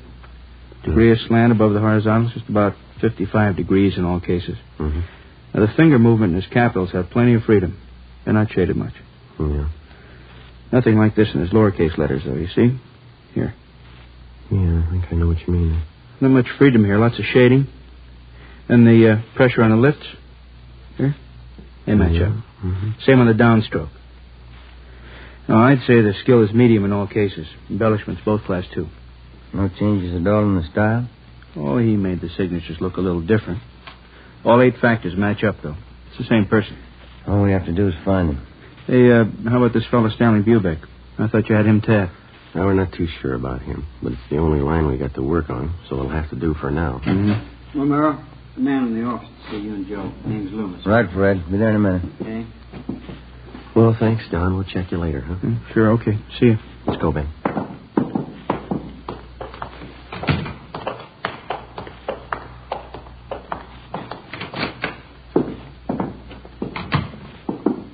How do you do? You Mr. Loomis? Yes, sir. Sergeant Romero? No, this is Sergeant Romero here. My name's Friday. Oh, how do you do? What can we do for you? It's about these checks, Sergeant. These right here. Yeah? You see, I run a delicatessen out on Sunset, and a few days ago, a new customer came in for a few things and paid for them with these checks. He came in twice. Yeah, go ahead. Well, I got the checks back today. They're no good. I tried to look up the man at the address he gave, but there's no such address. Mm-hmm. You can see, one's for $15, the other one's for $20. Yeah. Reason I asked for you men is because I know the man who runs the drugstore across the street, George Holmquist. He had some bad checks about a month ago. He said you took care of him. Oh, yeah, I remember. Do you recall the man who passed these checks, Mr. Holmes? Yes, I think I do. He told me he was new in the neighborhood and he was looking for a place to trade. Well, I guess we're all anxious for new business. I took the checks. You got those mug shots there, Ben? Well, yeah. Here they are. Thank you. How about these men, Mr. Loomis? Any of them look anything like the person who passed the checks on you? No. Let's see. This one, yes, it does look like the man in a way. I don't know if I could be absolutely sure. Scanning view back, same MO. Beg your pardon? Well, it looks like you're stuck with a couple of bad ones, Mr. Loomis. Probably the same man who passed checks on your druggist friend. We're doing everything we can to run this man down. But what about the checks? Isn't there anything I can do about them? No, sir, I'm sorry. Not right now. We would like to have you make out a crime report, if you will, and would you leave these checks with us? Friday, Romero. Here's Mr. Loomis. Yes, just came in for you. Reply from Salt Lake City, Utah on that bulletin you sent out on to Stanley Bubeck. Yeah. He's been in jail for 5 months. We sent a request to Salt Lake asking him to question Stanley Bubeck if he knew of any forger who matched his description or used his M.O. Bubeck could tell us nothing. Wednesday, February 6th. We threw away the results of 2 months of investigation. We went back and started from the beginning. Despite all precautions and warnings, the checks kept coming in at the rate of half a dozen a week. The same M.O. was used. The same handwriting showed up in the signatures on the checks. Again, with the help of the staff and the statistician's office and the record bureau, we waded through hundreds of names of known checkmen and compiled a new list of 38 possible suspects. Each one fitted the general description of the forger. Each one, at some time in his forgery career, had used the same general method of operation. Well, after days of legwork, we finally boiled down the list of possibles to 3 names: George Roberts, James Young, and a Harry L. Johansson. We got out a flyer to all the small businessmen in the areas where the forger operated. Another week passed. The worthless checks kept showing up at the rate of 2 and 3 a day. On February 21st, Ben and I answered a call from a druggist in the Echo Park district. He bought some toothpaste and a carton of cigarettes, Sergeant. Asked me to cash a $20 check for him. Did you ever see the man before, sir?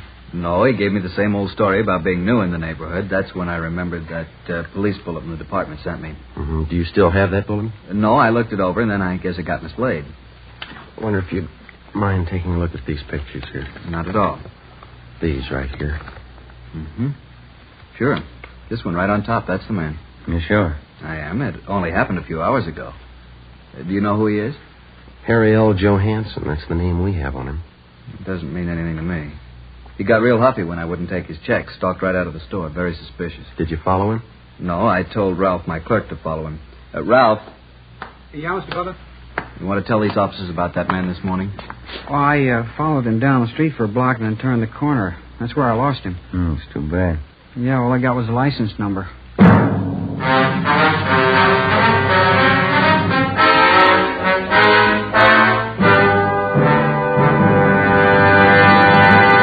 You are listening to Dragnet, the case history of a police investigation presented in the public interest by Fatima Cigarettes. If you smoke a long cigarette, it will be in your interest to listen to a typical case history of a Fatima smoker. It's the case of Northwest Airlines stewardess Jean Matson. You'll see her picture in leading magazines this week. Now, her actual signed statement. There's one thing I really look forward to after a long flight: a good, mild smoke. That's why I prefer king-size Fatima. It's milder than any other long cigarette I've tried. Yes, I agree it's wise to smoke extra mild Fatima. And so do more and more smokers every day. Actual figures show extra mild Fatima has more than doubled its smokers coast to coast. So enjoy extra mild Fatima yourself. The king-size cigarette, which contains the finest Turkish and domestic tobaccos, superbly blended to make it extra mild. You will prefer Fatima's much different, much better flavor and aroma. You will agree. It's wise to smoke extra mild Fatima. It's wise to smoke extra mild Fatima. Best of all, long cigarettes.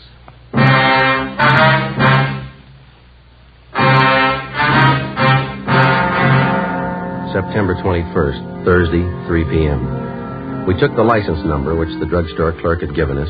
We went back to the office and checked it through DMV. We found the car was registered to a Russell Burroughs on Pico Boulevard. We checked him out. He told us that he had loaned his car the day before to a friend of his. He identified the friend as Harry L. Johansson and gave us his last known address, 614 Elderwood Avenue. We got out a broadcast on the car. The Elderwood Avenue address turned out to be a single-story wooden frame house in the southern part of the city on the edge of the industrial district. It needed a coat of paint. A woman in her elderly 30s answered the door and identified herself as Mrs. Johansson. She invited us into the living room. There was a baby playing on the floor. I don't expect my husband home for another 2 weeks, Sergeant. He's a cosmetic salesman. Travels all over the western states. When did he leave on this last trip, Mrs. Johansson? The first of the month. Why, is there anything wrong? What's the name of the cosmetics company that your husband works for? Harrington Universal. Offices are down on East Main. Mm-hmm. Do you know a friend of your husband's named Russell Burroughs? Yes, I do. He's kind of a friend of the family. Please, Sergeant, if there's anything wrong, I ought to know. We talked to Mr. Burroughs this afternoon. He told us your husband's in town. Burroughs loaned him his car. Harry? That's silly. He's still on the road. He'd certainly let me know if he was coming back early. You sure of that, ma'am? Would you excuse me a minute, Sergeant? I'll have to put the baby to bed. Certainly, ma'am. Come on, Bonnie. I'll be back in a minute. Kind of a funny setup, isn't it? How do you mean? Well, if Johansson's pushing bum checks, the money isn't going into his home here. Wife doesn't act like she knows anything. Seems cooperative. Afraid we're going to have to level with her if we're going to find out anything, huh? Mm-hmm. You sure got a cute little girl. I'm sorry, Sergeant. It's perfectly all right. Just a few more questions. Is it possible that your husband could be in town and you might not know it? I mean, could he be staying with a friend or some relatives? No, if Harry was in town, he'd come home. Why would he stay with anyone else? When did you last hear from your husband? Last week. He wrote from San Francisco.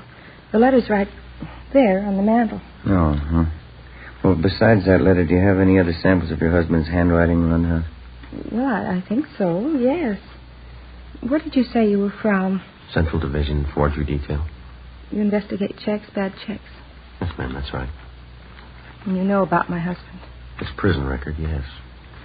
Harry promised me he was through with all that. He gave me his word. Sorry, ma'am. About a month ago, he had some extra money. He wouldn't tell me where he got it. Look, Sergeant, maybe you've made a mistake. Maybe it's not Harry at all. You're not sure, are you? Did your husband use the phone much? I mean, for out-of-town calls, say? No. Just that one toll call, a Long Beach number, I think. He has a business friend down there he used to call. Do you know the number, ma'am? I can show you. It's on last month's phone bill. Please, Sergeant, if Harry's done something wrong, he did it for us. Me and the baby. Harry's not bad. Yes, ma'am. He's done something. He did it for us. Harry hasn't had it easy. He wanted to get things for the baby. Clothes, a better house. All he wanted was a little happiness. A little happiness. You had it wrong, ma'am. Hmm? You don't buy it with bum checks.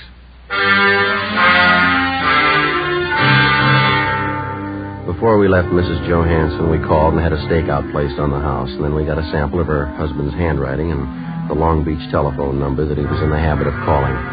The next morning, Don Myers in handwriting compared Harry Johansson's letter with the signatures on the worthless checks. It matched. We called the Harrington Universal Cosmetics Company. They never heard of Harry Johansson. We called that Long Beach phone number. A woman answered and gave us the address where the telephone was installed. Turned out to be a swanky, modern apartment house. In apartment 18, we interviewed a good-looking brunette. She identified herself as Harry Johansson's common-law wife. She was well-dressed, and the apartment was richly furnished. What's it all about? What do you want, Harry? Police business. You know where he is? Well, what's he done? Do you know where he is? He drove into Hollywood this morning. Might be back tonight. I don't know for sure. Is this your apartment? Yeah. Mine and Harry's. You're sure that Johansson's not here now? Of course I'm sure. Why? Oh, and you won't mind if we come in and look around, huh? I have a right to know what it's all about. Johansson's wanted for forgery. Now, if you want to get involved, you help him hide out. I'm not asking for that kind of trouble. Go ahead and look. Take the bedroom, will you, Ben? Right. Never mind, Cop. Thanks for the help, honey. I don't want any part of your troubles, Harry. I didn't know a thing about it, honestly. Ben? Yeah. You better come along, too, lady. Well, tell him, Harry. I don't know what it's about. What's the idea of getting me mixed up in this? How do you think I was paying for this place? Taking you out and buying us clothes for you. I don't want any part of it. 3-room apartment, a couple of dresses. That's all he ever got me. You got no complaints, lady. Huh? That's more than he bought his kids. 1 p.m. Friday. Ben and I took Harry Johansson to the county jail where he was booked for suspicion of forgery.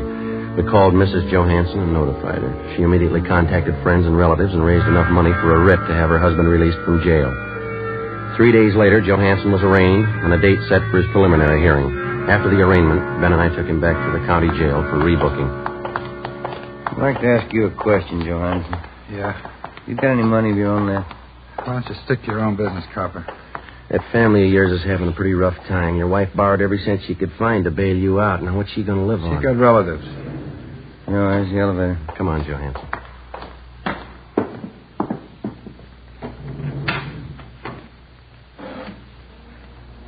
They're not going to put me back in Folsom. Not in 100 years. You've done 2 stretches already for hanging paper. You should have known better, mister. You got it all figured out, haven't you, Fuzz? Well, I'm not going back. Take it easy. You got a couple of more weeks on bail before the trial. Yeah. A couple of weeks. What's the matter with you? Don't you feel well? They won't get me back to Folsom. You're not making it any easier on yourself. All right, Archie.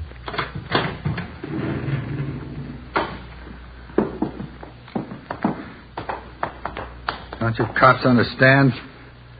I hate it. Every lousy bit of it. I'm not going back to Folsom. I'm not going back. Now, do you understand? It's a good idea, mister. You remember that when you get out. We booked Harry Johansson in the county jail. His bail was continued, and he was released pending the trial. During the next week, along with the district attorney's office, Ben and I helped prepare the case against Johansson. 3 days before the trial opened, we had a phone call from Mrs. Johansson. She told us that her husband had disappeared. Well, there was nothing we could do until he actually failed to appear in Superior Court at the appointed time. On Monday, April 3rd, the case of the State versus Harry L. Johansson officially opened. The defendant failed to show. A bench warrant was immediately issued, and we got out a broadcast and an APB on the suspect. Stakeouts were placed in his house and at the apartment of his common-law wife. 2 days passed. No sign of him. Nothing, Joe. Bumley just checked it out. How about those 2 ex-con pals of Johansson's? Did you check with them? Yeah, nothing there. I don't see how I can last out much longer. One suit of clothes, no money. You still got a checkbook. When did the skipper say he was coming back? On 7:30 tonight. 7:15 now. I'll get it.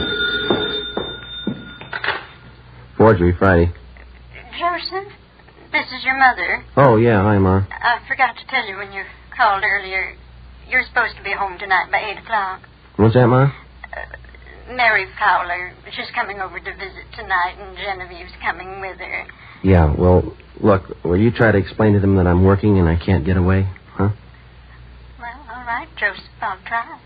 If I possibly can, I'll try to make it home by 10. Will that be all right? Well, all right, Joseph. I'll see what I can do. Genevieve's going to be disappointed. Yeah.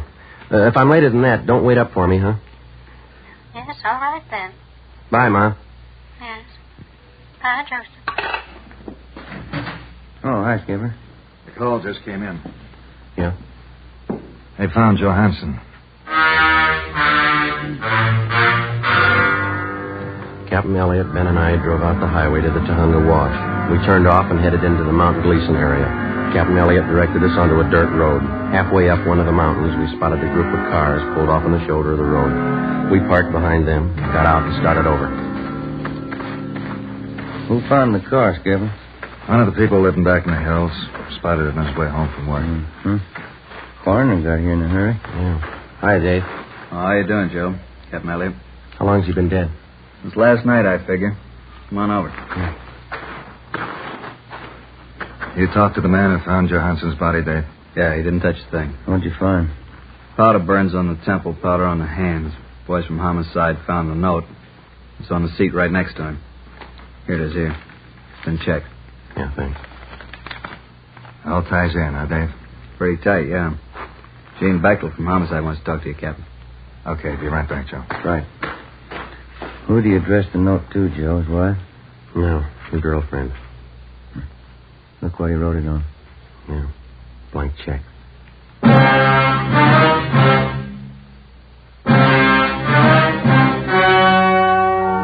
The story you've just heard was true. Only the names were changed to protect the innocent. On April 9th, an inquest was held in the coroner's office on the main floor of the Hall of Justice, Los Angeles, California. In a moment, the results of that inquest. And now, here is our star, Jack Webb. Thank you. The working detective comes in contact with many people in his daily tour of duty, people who are willing to cooperate and those who won't even try. It's a difficult task, but the police officer has been trained to try to please everybody to the best of his ability. So with a cigarette, the people who make Fatima try to please all long cigarette smokers. They carefully select and blend the finest Turkish and domestic tobaccos to make Fatima extra mild, the best of all long cigarettes. Now, if you're a long cigarette smoker like I am, smoke Fatima. Every pack is extra mild. Fatima.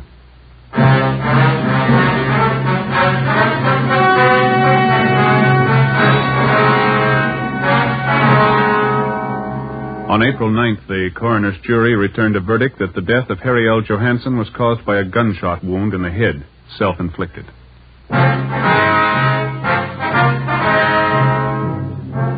You have just heard Dragnet, a series of authentic cases from official files. Technical advice for Dragnet comes from the Office of Chief of Police W.H. Parker, Los Angeles Police Department. Fatima Cigarettes, the best of all long cigarettes, has brought you Dragnet from Los Angeles. Coming up, Duffy's Tavern. More good times on NBC.